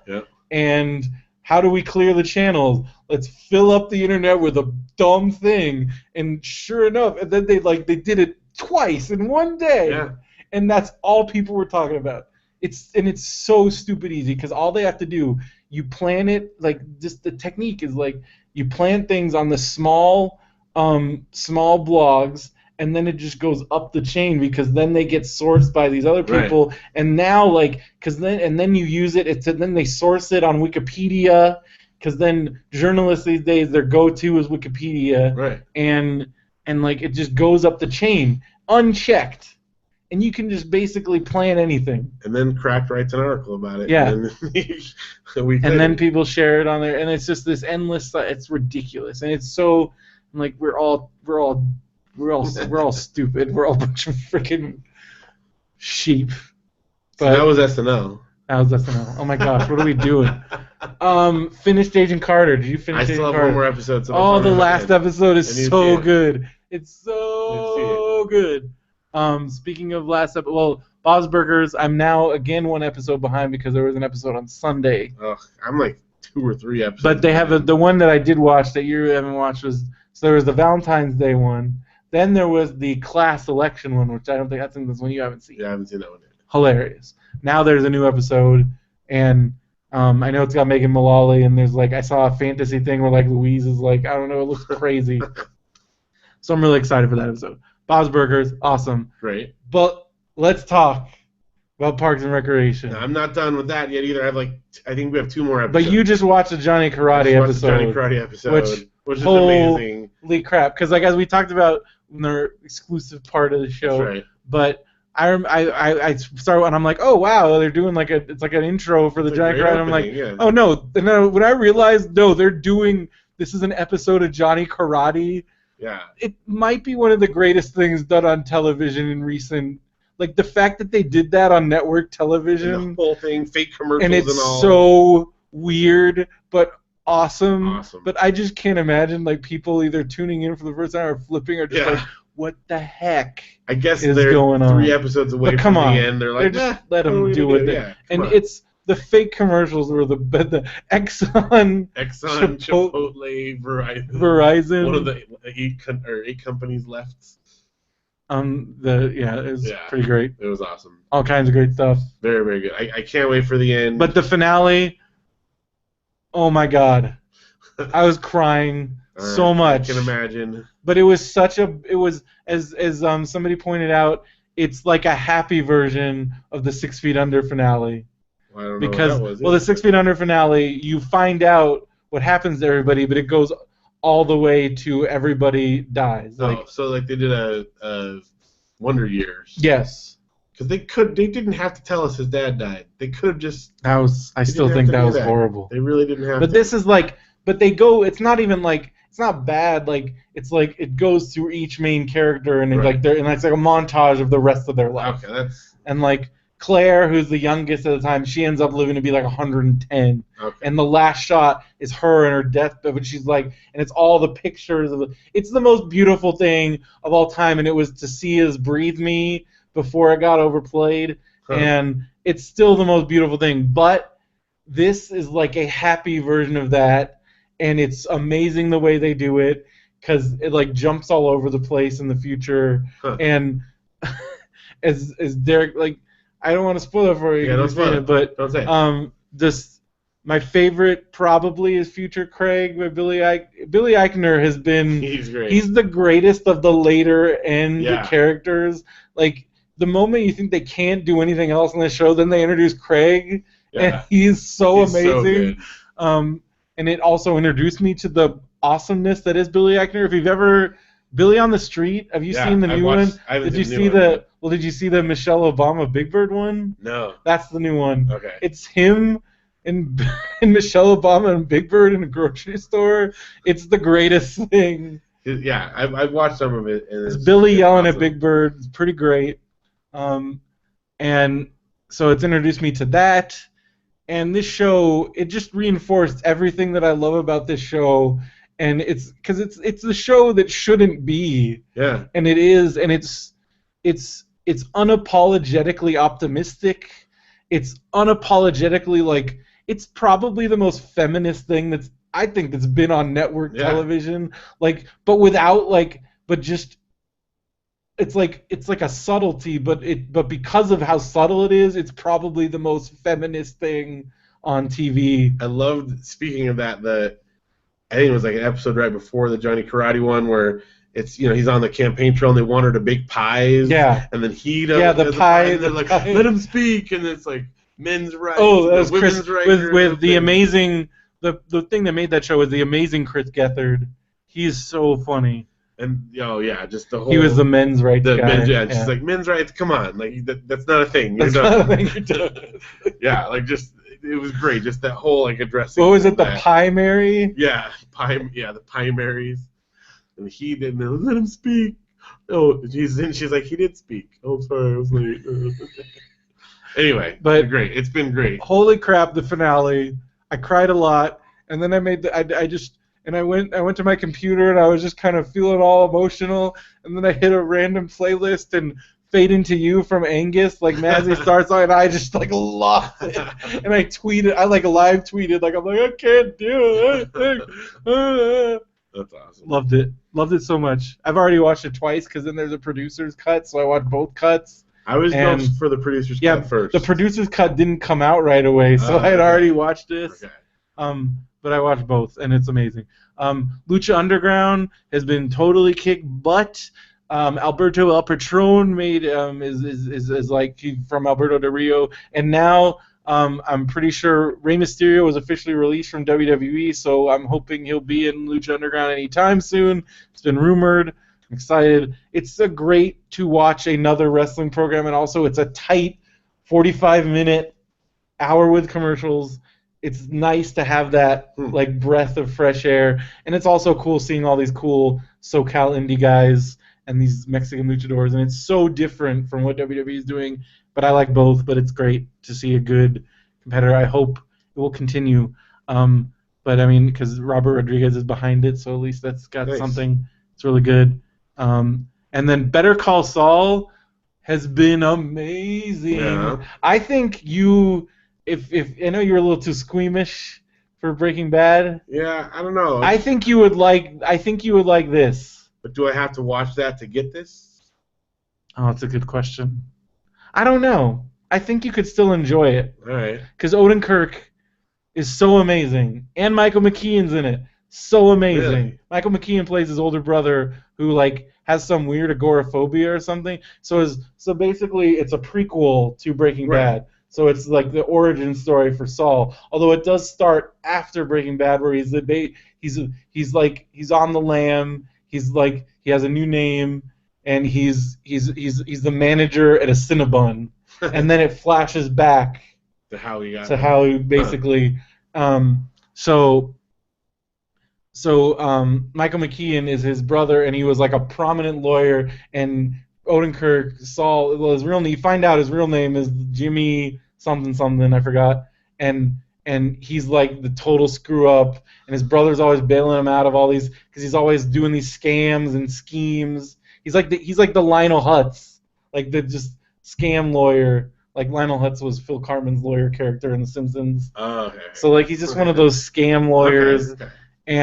But Michael McKean's his brother's this super really good lawyer, and at some point I think I'm one episode behind, but I don't know if they've basically at some point he developed this agoraphobia thing where he won't leave his house. He can't have any electricity, nothing. And he just so at some point this happened because it shows him where he's taking care of his brother, but it's it's really good. All right. It's really good.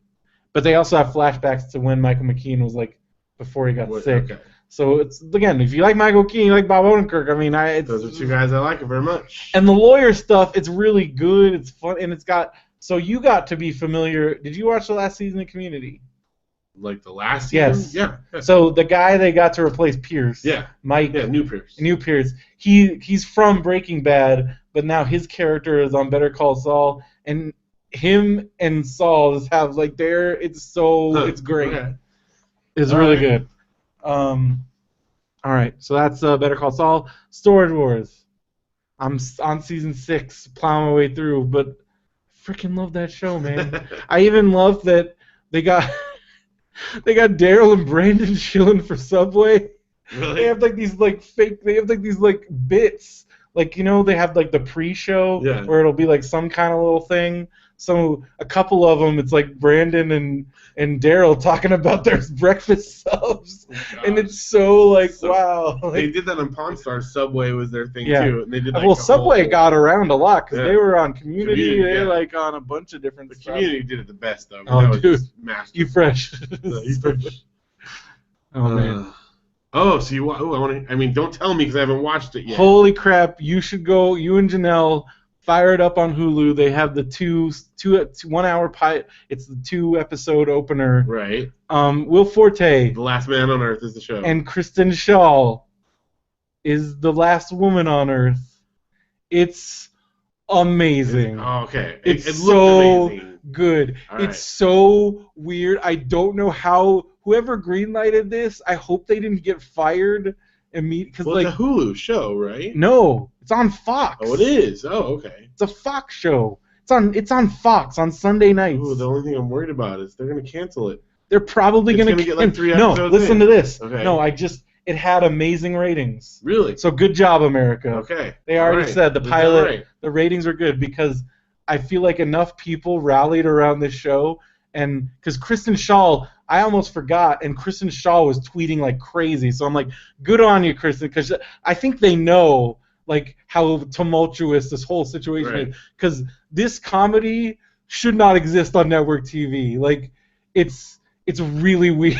Oh, but that makes me more excited. I really want to see it. It's so good. It's because Kristen Shaw doesn't even show up till the end of the first episode, or maybe I think the end of the first. So there's a good 20 minutes where it's just Will Forte. That's amazing. Like that's amazing. Crazy, and it's raw. It's pretty like it's pretty loose on the humor. It's there's like obscure pop culture references. It's everything that's like red flags. Like because this is Fox we're talking about. Right. Like. But I feel like maybe they're giving it a chance, and also it did get really good ratings. That's good. And it's been. I mean, I've seen it everywhere. Well, the ads are playing everywhere because it's so funny. It's undeniably funny, and I feel like this is the next big break for Kristen Shaw. Like that's awesome. She's so funny, and Will Forte is so funny. It's really good. All right. Well, and this is just the pilot. We almost watched it tonight, but we're like, no, we need to finish Parks and Rec first. Yeah, you should finish Parks and Rec. We're gonna do that. But this might be a good like palate cleanser for the Wheat Fest that is gonna be you guys watching. Okay. I mean, it's great, but you're gonna cry. Yeah. I was tearing up. I'll tell you this. This is my first. I was tearing up within 3 minutes of the Parks and Rec finale starting. I'm like, oh my gosh, this is. Get ready. Like within 3 minutes I was tearing up because they do like it's very tropey. Like she basically it's like they're having like their last big thing they're gonna do because everybody's getting ready to leave to their separate things, and each time she says goodbye to somebody it flashed forwards. Yeah. Okay. So it's like mixed in and it's all the feels. So all right. It's so but Last Man on Earth. Last Man on Earth is good. Amazing. And then I was watching. Well, I forgot to mention. I've been watching Kroll Show. I think it's their last season, or they're getting. It seems like they're wrapping it up. Okay. And I love Kroll Show. Have you ever watched it? I've seen a couple episodes. It's pretty funny. It is. I know you like because it's got the whole like everything leads in. It's like it's very Mr. Show, Monty Python. Yeah. And so, but it gets even more crazy. Like. So this last season's been great. They've had a lot of great guest stars. It's very funny. Very cool. And then one time it just let in, sometimes it'll just go into the next show, and it went in. And I've been meaning to watch this, but I watched the first episode. I know they're on their second season, but I watched Broad City. I've been meaning to watch it. It's as funny as everybody says. Yeah. I laughed a lot. It's real funny. Those girls are really funny. All right. I've heard a lot of people talking about it. I mean, it's really dirty. But it's really funny. Okay. And I liked it a lot. All right. So everybody was right. That's a lot of good recommendations. It's a lot of shows. Were you finally catching up on Parks and Rec? Catching up, yeah. Well, we already talked about that, but yeah, we're 2 episodes away from the end of that. That's it. That's all I have for my DVD on-demand corner. We're probably not going to see Chris Pratt on TV in a long time. For a long time.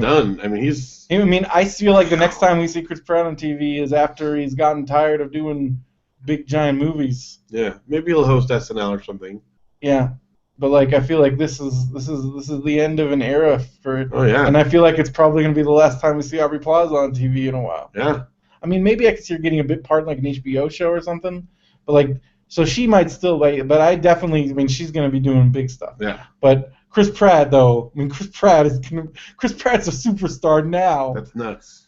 Whoever would have thought Andy, the guy in the pit. I think, though, but, like, you watch, like, there was inklings even then. Yeah, I'm not saying he wasn't great. I'm just saying it's still funny. That he would be the, like, breakout star of all of them. He's so huge, and he's so funny. But he's got that else it factor on top of the funny. Yeah. And he just got like ripped on command. Yeah. So he can do that. I don't know. It's crazy. All right, what about Netflix? Well, I mean, the usual every once in a while I'll throw on a classic Bob's Burgers. When are they going to put season 4? I don't know. Because I know I missed some of it. I definitely. I watched as much as I could and then I saw it was expiring, and then I think I skipped a bunch so I could watch the last couple leading up to the season. But I think I missed a chunk before they took it off Hulu Plus for some reason. Yeah. They were freaking paying for. I know. I want my season 4 of Bob's Burgers. Hulu Plus. I pay for Netflix, Amazon Prime, Hulu Plus, and none of them have season 4. So get on that, guys. I want because there was I know those are the episodes I know the least because I was rushing and I didn't even watch all, but I watched them once. Whereas I probably watched every other episode of Bob's Burgers like 10 times. Yeah. So I want to watch the heck out of them. Because that's my go-to. Like, I just want to put someone in the background that I know I can laugh at a little bit. Yeah. That's what I did tonight while I was working on the comic. It's like your go-to. Yeah. It's like Seinfeld of yore. Yeah. I feel like it's my new Seinfeld. Yeah. I love it with all my heart. But and then I finished season 3 of Comedy Bang Bang, so I'm caught up on Netflix. Nice. That's another one I stick on in the background. and holy cow, like season 3 got nuts. It's awesome, right? That one where it shows like the beginning of the show and like how it all started. Oh yeah. Like the first show and Reggie's like in the band. Well, that was like where he goes. Well, it wasn't even Comedy Bang Bang. He goes. It's like the Sullivan Hinky show, right. And it's Reggie's dad. Yeah. And like, so weird. Weird. It's like they're just so many levels. Like, it's funny though because as you mentioned, like there's certain parts where like Janelle will be into it, but then they just start doing this like crazy weird stuff. She's like, oh my. Once the books start talking and stuff, she's like, what? Okay, this is dumb. But she's watched some with me, but she can only tolerate it for so long. Well, kind of like Tim and Eric. She'll watch it for me for a while, and she's like, okay, I'm done. That's good. I've had my fill for a while. All right. Cool. Well, Bob's Burgers, like I said, I just watched the video game one where Jimmy from across the street puts in Bob Sucks onto his game. Oh, yeah. He's like, Aziz is great in that one. So, anyway. Okay. Actually, the thing that I've been the most obsessed with, I'm going to come back to it. American Picker is another one I just had on the background because I've watched all the Pawn Stars and Storage Wars is on Netflix like a million times. So that's kind of another one of those background ones. I've also been watching a lot of Phineas and Ferb with the kids. Yeah. Which is a great show. Like, I don't care if you have kids or not. Like, you should watch it. It's really funny. You think I would legitimately enjoy it? Oh, absolutely. Like, it's hilarious. It's not. I mean, it's a kid show like Ren and Stimpy is a kid show. It's not quite as like crass, I guess, but it's Disney though. It is, and it's great. I mean, it really, really is. Like, it's well written. I know plenty of other adults that watch it that don't have kids. Like, it really is. Just watch the first episode. I'm serious, and you'll get it. But the bummer is it's going off of Netflix. Like, they're taking it off at the end of the month or somewhere. So I've been like, you guys, we got to watch Phineas and Ferb. We got to get it in there because it's going away. So I've been watching that. But my new obsession on Netflix is this show called How the States Got Their Shapes. Is it a kid show? It's the nerdiest thing that has ever been made into a TV show. Is it about like cartography? It's literally about cartography. Oh my! I mean, not to the degree of like how do they measure it. Is it like a History Channel show? It's a History Channel show, but it's like H2, I think. Like I think it's like MTV2. Wow. Because like history now is just like all their like ridiculous Pawn Star stuff. So H2 is like the actual history stuff, I guess now. I mean, that's kind of what I gathered from because this seems like a legitimate. Because it's okay, but here's what it is. It's this guy. The host is great, and it's a travel. He goes around like to different states and stuff, and so it's it's a great kind of. I love that kind of travel out where you see pretty places in the world and stuff. Oh, we had a question from Steve, and we didn't make fun of. Oh, then he let him join again. Did you hear they made fun of the president? Oh, that was back when we were talking about SNL, I think, or something. People being offended by like stuff on SNL. Okay. Seems like Fox has turned into a hardcore sex channel, or that's a Simpsons quote. Oh, okay. Very good. Sorry, we missed that earlier. Sorry, Steve. So it's like this travelogue where he goes around, but then he talks about the history of each area and how the borders of those states were created. Like where there's like weird spots. Like for instance, there's a spot in Illinois where the Mississippi River is the border, but like there's a little chunk where like the other side of the river it's Missouri, but it actually used to be Illinois because the course of the river changed over the years, and the people that live there still consider themselves part of Illinois, but they have Missouri driver's license, et cetera, et cetera. Yeah, I know that little area. Yeah, okay. It's like it's right near Hannibal. Yeah. And they consider themselves part of Illinois, and it's like a whole big thing. Right, but there's stuff like that all around. Or like, why is this like the handlebar on a state, and it talks about like whatever war was fought and the deal that they made. It's amazing. I am obsessed with it. I haven't finished it. They have 2 seasons on there, but I've actually like gone back and watched a couple episodes again just because I was like so fascinated by it. Like it's incredible. It's the nerdiest thing ever. I mean, it's just straight up history and cartography, like. But it's so cool. And then he also does a lot of like people, like interviewing people on the street. He has this glass thing, and he has people like try to draw the states or try to name whatever like shape it is. And there's all kinds of funny stuff with that. So I don't know. I don't know if anyone else will be excited about it as I am, but I have been obsessed with this. How the states got their shapes. Check it out. Awesome. All right. Why don't we just do Nintendo Power right now, and we'll do video games next time. Well, I pretty much talked about my video games. Video games, yeah. I mean, the big thing for me was the big revelation, and since last time was Pokemon Shuffle. We've both been obsessed. I mean, holy crap!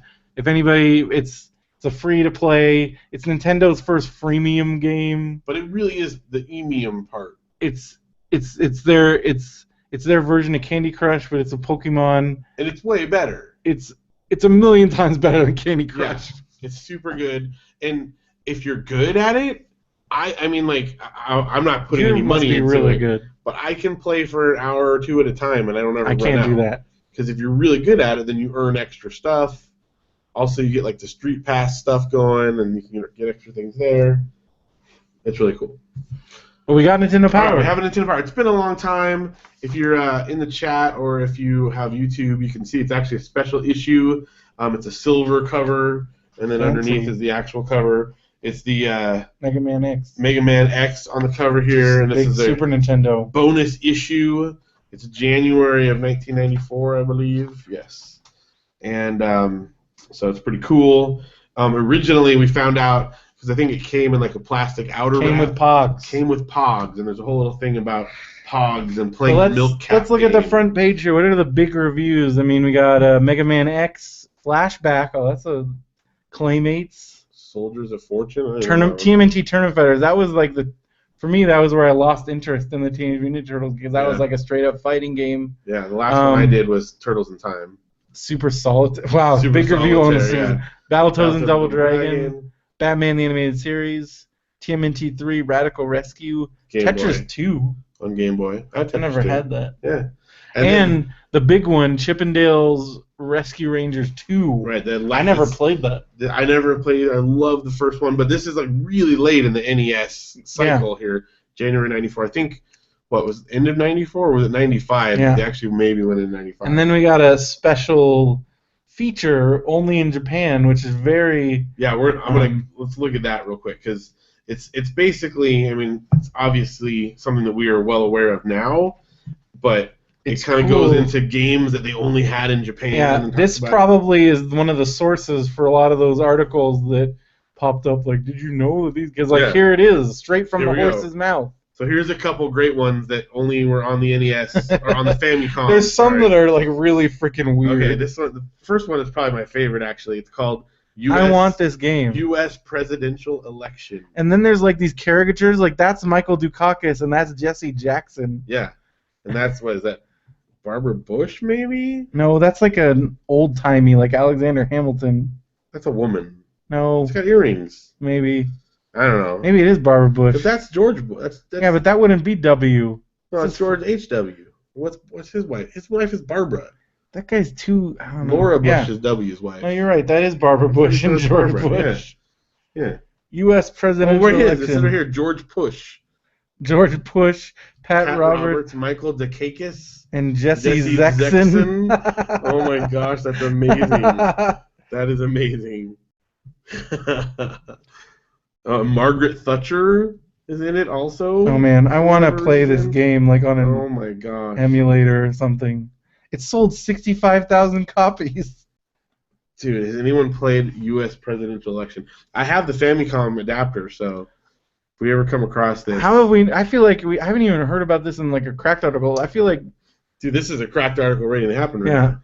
There's another one, the game designer. It's just called Edit. And I guess you make your own games.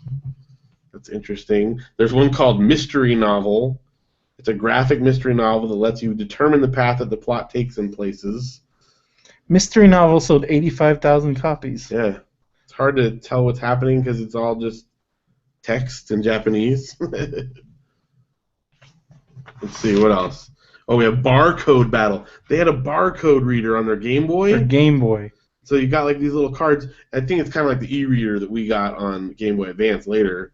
But you just scan the little cards in there, and then you battle each other in it, I guess. Yeah. It's like it's a little RPG Also had a thing. Monster Maker. And then they got the first Fire Emblem called Legend of the Fire Emblem in here.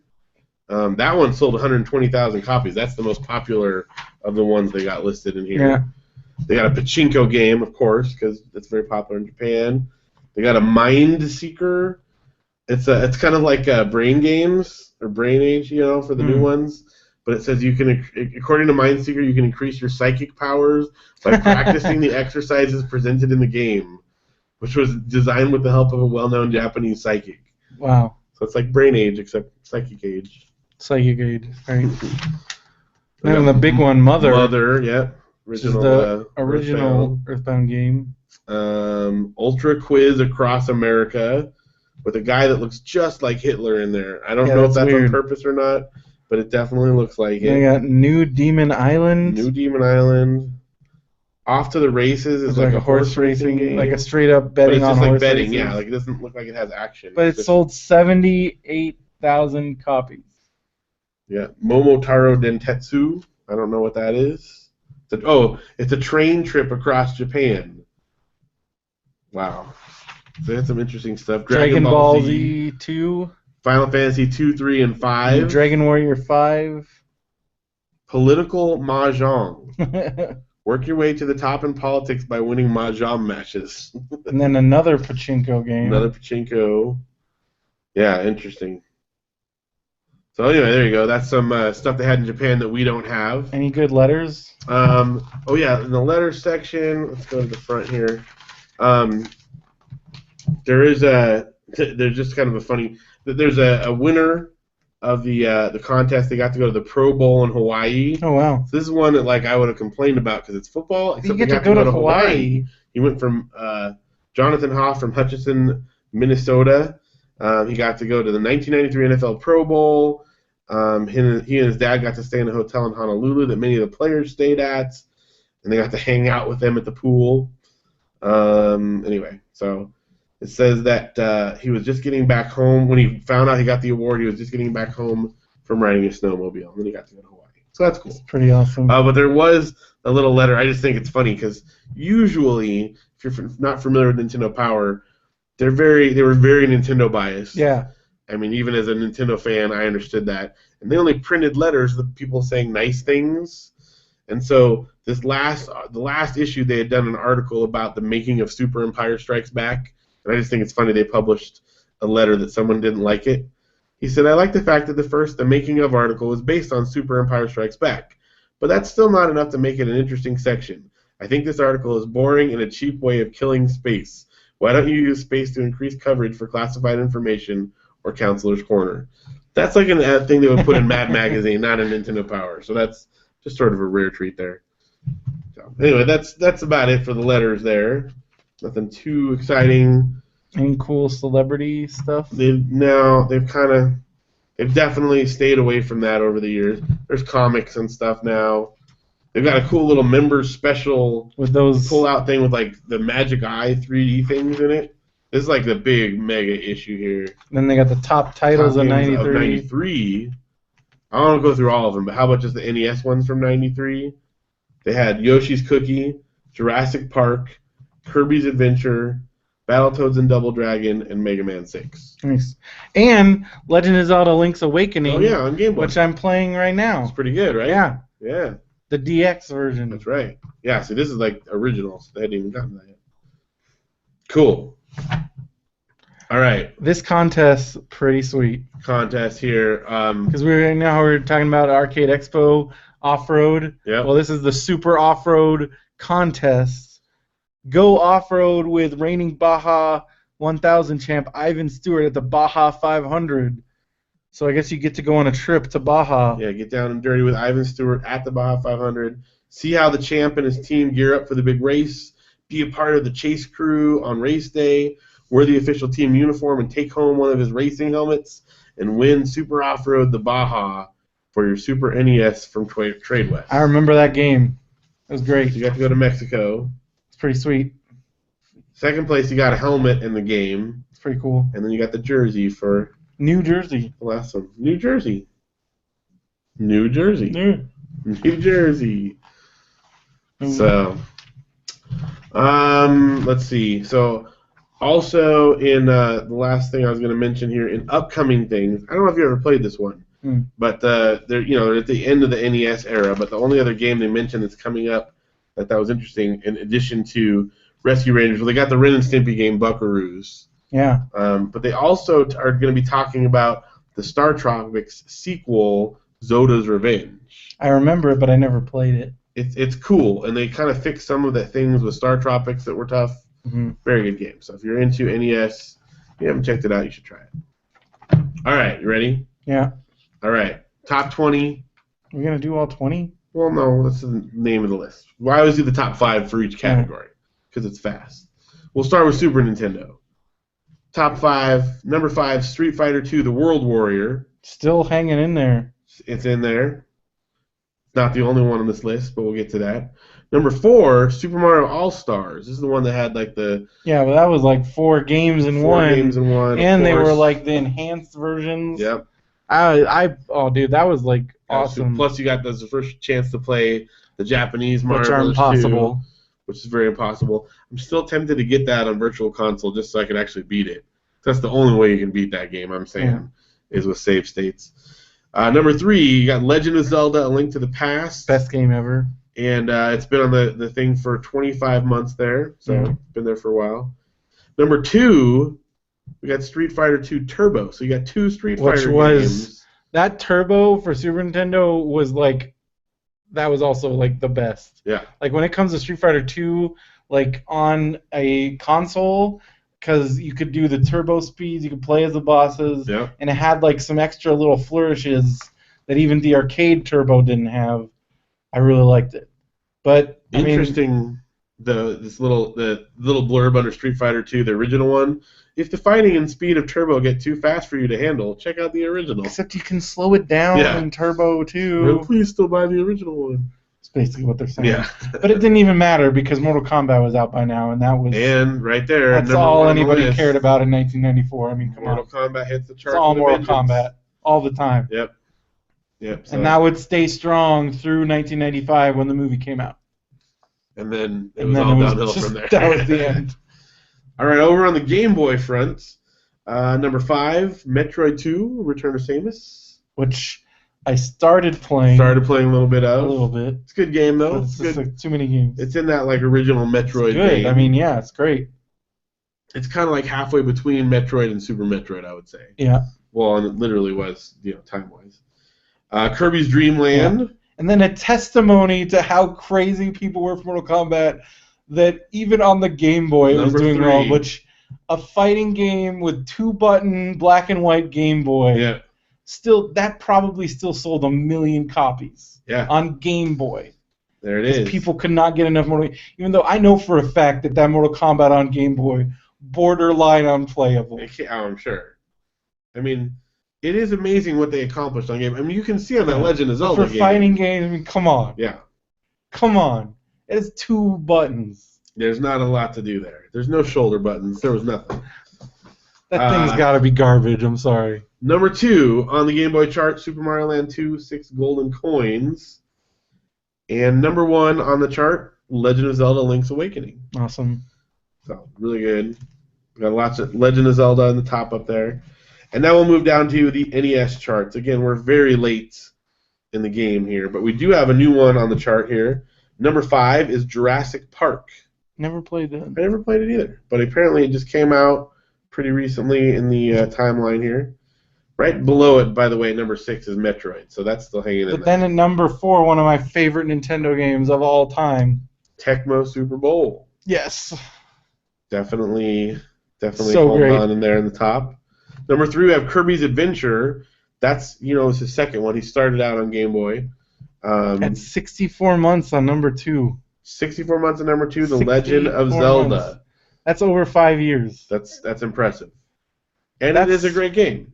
Like the whole existence of Nintendo Power. Basically, magazine. Because they're going to stop covering NES within the next couple months here of this magazine, and it's still up there. But also holding on the top for a long time. At 51 months. 51 months is Super Mario Brothers 3. They've been kind of jostling back and forth, and I think that's going to be how it stays. I don't think anything at this point, and I'm pretty sure Chip and Dale's Rescue Rangers 2 does not jump to the top of the list. I don't think so. I think it's pretty safe. So there you go. That's our top 20 list.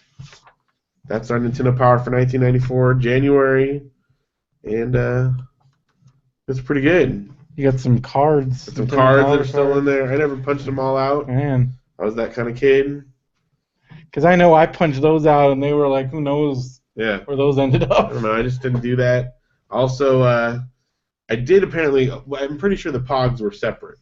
And I played Pogs at the time. So you definitely. So I probably lost them because I was terrible at it. But those are out there somewhere. So there you go. There's your Nintendo Power, Mega Man X. It's back. It's back. Hopefully I'll keep remembering. I know where the box is now. It took me a little while to dig around because we buried it when we did like the packing thing, so I had to uncover it. So there you go. That's Nintendo Power. I'm really tired. I think that should be the show. Thanks for listening, everybody. Thank you, everybody. Make sure you go to RadioBrendo.com for all your Radio BrendoMan needs. Hit the contact button if you want to hit us up.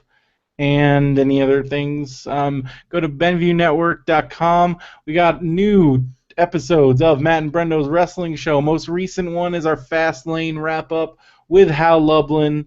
Very enjoyable. Very cool. Got a lot of good feedback on that, so thank you, everybody, for remembering that show existed. We even got feedback from non-wrestling fans saying that they enjoyed the show, especially Hal Lublin. If you're a fan of Thrilling Adventure Hour, if you're a fan of Welcome to Night Vale, you know Hal Lublin from those shows, which those are some of the biggest podcasts on iTunes. So I mean, it's pretty big. It's pretty, and he's a great guy, and he loves wrestling. And I'm sure we'll have him back on, maybe for our post WrestleMania show. Benson and I are going to do one more episode before WrestleMania. It'll probably be in a couple weeks. Once the WrestleMania card is finalized, we're going to do a rundown. Then we're going to probably record something when we're up there. Nice. And then we'll record a post rundown with Hal Lublin. Very cool. And, so, most of your podcasts are linked together thanks to Kevin Smith. It's true. He's like the thread that ties it all together. Yeah. Well, when you think about it, because a lot of the Radio BrendoMan listeners are probably started listening. Like, they're aware of me because of Bagged and Boarded, which exists because of Kevin. Yeah. And, I mean, Bagged and Boarded, and also Popsicles. We got some more listeners, Popsicles, but that wouldn't exist without... That started at Smodcastle. Yep. So that's where our roots are, and that's where, we owe a lot to Kevin and everybody else. So it's pretty cool. Him and maybe Chris Hardwick. I guess that's true, Chris Hardwick. There's a lot of stuff from Nerdist. It's all the cool thing about podcasting, from what I've seen, is that like everybody is cool to each other. Yes, well, that's part of the reasons what makes podcasting great is that it is a more community. Everyone wants to help each other out. Everybody, a lot of help. It's a lot of community based because I don't think anybody's making a ton of money. No. And I think that's the big part. And it's a passion thing. It's a passion thing, and I think that's where there's way more collaboration. There's way more like people just kind of doing things and trying things out, and so that's where it's great. And I guess a lot of shows, and there are like a lot of like godfathers that kind of started things going, and when you think about it, you were in the beginning, you kind of started and then handed it off and got it back again. I still wonder what they could have been if I had just kept on. Just never stopped. Because then we would seriously be like one of the longest running podcasts. Well. Woulda, coulda, shoulda. Coulda, shoulda, but it's still pretty continuous because like Radio BrendoMan, the last Radio BrendoMan I think I did in like 2008. Okay. And then we came back in like 2011. So that recently? Maybe it was 2007 or 2006. I don't know. I have to look. What was like the one you just posted? What year was that recorded in? That was January of 2005. You started in 2004, right? Yeah. So, okay. But I did a few times when I was back in Orange County. Yeah. But BrendoMan Minute started in 2009. So it's almost consistently through you're doing something. At some point. Yeah. Because the first BrendoMan Minute was like, because Matt started doing Bagged and Boarded, I want to say, in 2008. but I wasn't on until episode 30 something. Okay. And then my first episode at this that we recorded live was like in the 60s, 50s. Yeah. And then I was on consistently until like 80 something, and then my last appearance was on 100. Although I think there might have been one more after that the one they did at that Anaheim Comic-Con thing. Yeah. So now, interestingly enough, my first ever podcast appearance was on a BrendoMan Minute on Bagged and Boarded. That's true. We're talking about the Goonies, if I remember. And we correctly. talked about. I know we also talked about poop. Yeah, Goonies and poop. So that pretty much set up the standard for what we would continue talking about for years to come. I think you broke it into like two. I think I was on two of them. You were on two of them. But we recorded them both like at the same time. Yeah, so. We recorded a super one. So that was my first dipping my toe into it. But then, that was when we were like, man, we really, because like that was funny. Yeah. And we should do that. Then it took another like 2 years. Then I did Pillage Cast for a long time with Josh and Gates. And one day we will continue finishing. We got to at least get to 100. That's just ridiculous. Yeah. Well, anyways. Yes. Sidetrack. BenvyNetwork.com. There's a lot of cool shows, a lot of new shows, and we got Popsicles. That's going strong. But I especially just Brendo's Wrestling Show. MBWSPod.com. And again, Benson and Brendo's WrestleMania. It's coming. It's a big time for you guys. I'm excited because it's like now I have like 2 nerd vacations a year, so it's like because because it's like I got WrestleMania in March and then so it's like the early year part of the year and then Comic-Con in July. It's like perfect. Nice. It's like now you got the vacation bug. Yeah. Well, those are two. Those are my 2 vacations. Hopefully it'll continue. Next year, WrestleMania is in Arlington, Texas, which is right outside. It's in the Fort Worth area near Dallas, right. And it's where my mother-in-law. Yes. And, stepmother-in-law and father-in-law. Yeah. Your father-in-law and stepmother-in-law. Yeah. Whatever. Your in-laws. My in-laws are out there. And some of my in-laws.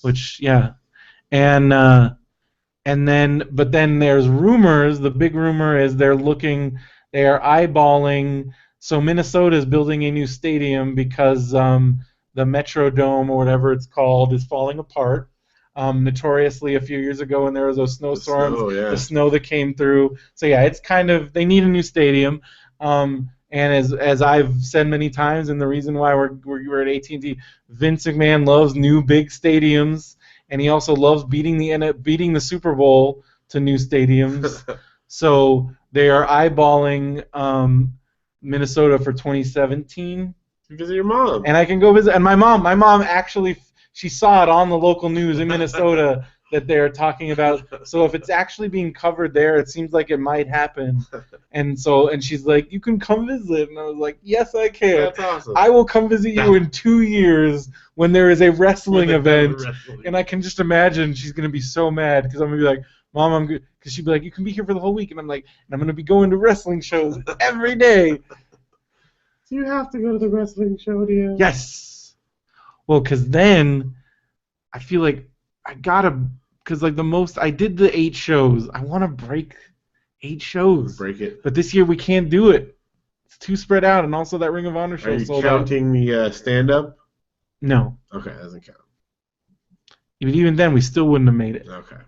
Because we had to do fewer shows. But I feel like at some point, I feel like if they're in Minnesota, there's too much country. They can't spread it out too far. Yeah. So I feel like maybe that'll be the time. Maybe I can do it. And then LA area has like all these stadiums that might be getting built. So then we could end up getting a bunch. That'll be sweet. Anyways. So cool. So check that out.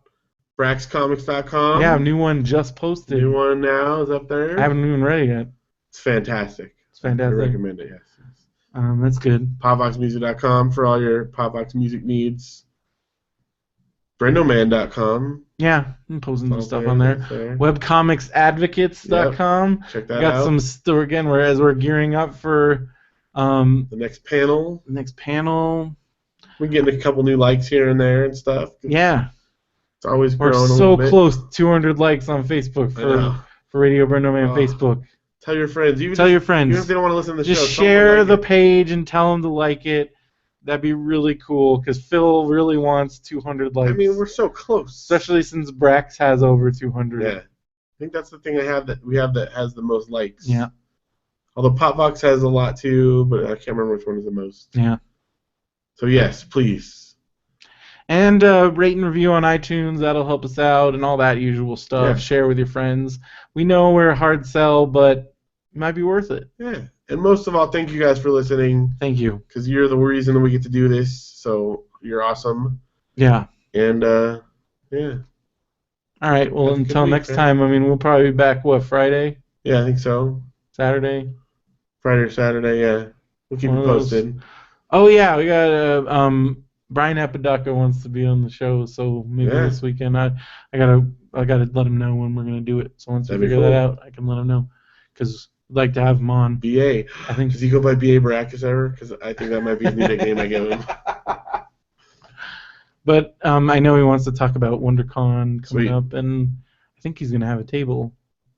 WonderCon. I know he wants to talk about Zombie Outlaw, and just talk about because he's pretty good at the pop culture banter. Oh yeah. We were talking about Fantastic Four and some other stuff. It was fun. I'm glad we got to meet up with him at the show. All right. I think that's good. Yeah. So, for Radio BrendoMan, I'm Brendan Creecy. And I'm Phil Vecchio. Have a good one, everybody. When did we finish at? Ooh, yeah. 3 hours. 3:15. That's good. Did not think we were going to go that long, but that's good. So tired. I have to get up in 4.5 hours. Why do you think I have at 6? Get the kids ready for school. Ugh. Luke has school on Tuesdays. Aren't you gonna be excited for when they're old enough to just do all that on their own? Well, I still have to drive them though. At some point, you don't even have to do that. Well, at some point. But yeah, that's too far down the line. I would already be looking forward to it. Look forward to that. Look forward to it. I gotta stretch. 3 hours and 15 minutes of sitting in the chair. Oh. Thanks for hanging out, guys. Cat. What episode is this? 159? 159? Yeah, it's 159. You ever do a Matt and Brent thing round table? Oh, yeah. Oh, and then I got smart kids. Well, you can't drive themselves, though. Someone's got to get them there. Do kids walk to school anymore? I mean, it depends on how far you are from the school. But I don't know, Luke's school would be close enough, except he's 4. So I don't think at 4... Audrey's school's pretty close, isn't it?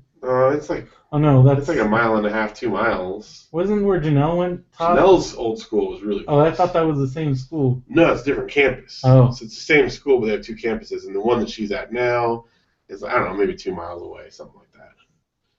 So when she gets older, though, like if she's still in this school when she's in like 6th or 7th grade, like she could totally walk to school. It's less than 1 mile from that campus. So, But, I mean, they're pretty, self-sufficient in the morning. They just have to get, reach down the plates or whatever for breakfast, but they eat, on their own, and they get themselves dressed and go to the bathroom and brush their teeth. So, that's not too bad. Anyway, thrilling information for everyone out there. Don't forget your Nintendo Power. Oh, yeah. And bring a book next time. Oh, yeah. You'll finish it, seriously, if you have a couple hours, you'll just finish it in one sitting. That's what I plan on doing. So good.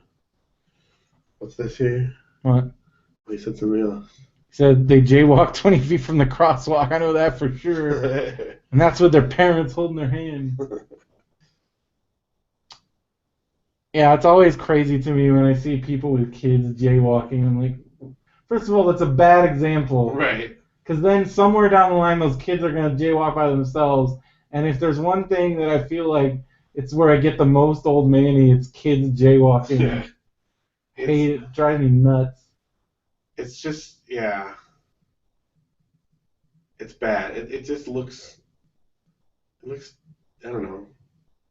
disrespectful. Dangerous. I don't know. It's dangerous. It is straight up dangerous. Yeah, absolutely. But it's also, again, like that's the thing where it's like I feel like the kids that I see, like the teenagers I see jaywalking, probably because their parents set that standard. Yeah.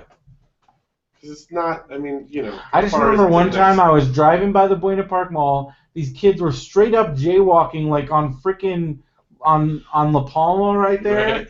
And like that's a busy thoroughfare. Yeah. And this dude straight up expected me to stop. Yeah, and they just kind of give you the look. And he gave me a look, and I'm like, you're jaywalking. If I were a police officer, I can give you a ticket right now. If I hit you, I could probably get away with it because you were jaywalking. Although technically, it's still the pedestrian has the right of way. BS. Right. But whatever. Got the stink eye. I hate that. When you get a stink eye from a jaywalker, that's where you want to just scream at people. We're living in a society here. The worst though, okay, I can understand when it's like a not a busy street and there's like no crosswalks for like a month. But the thing that drives me nuts, and it happens here in Kaifa all the time, is when they're jaywalking and there is seriously a crosswalk like 5 feet. Right. Yeah. And they're jaywalking. I'm like, I had to brake because of your stupid butt, and there's a freaking crosswalk right there. Don't you give me the freaking eye, you jerk. Yeah. Yeah, because I mean, there's degrees. If all you're in the a small neighborhood, there's no dividing line down the middle or something, then it's different. We're not talking about that. But major boulevard jaywalking. Yeah, where it's like 1 is dangerous and 2 you're like interrupting the flow of traffic just because you can't be bothered to walk down to the crosswalk. Screw you. Yeah. Let out from school there was even a crossing guard, but no, they step into traffic. Yeah. They step right in there. Yeah. And then the way they nonchalantly step in front of your car. Yeah. Just because I see you doesn't mean I can stop my vehicle that fast. Yeah, and also, like, there's times where, like, what if I was distracted for whatever reason? And then I've got a death on my hands. Yeah. Thanks, guy. All right. So good night to YouTube. Good night, YouTube. Good night, YouTube.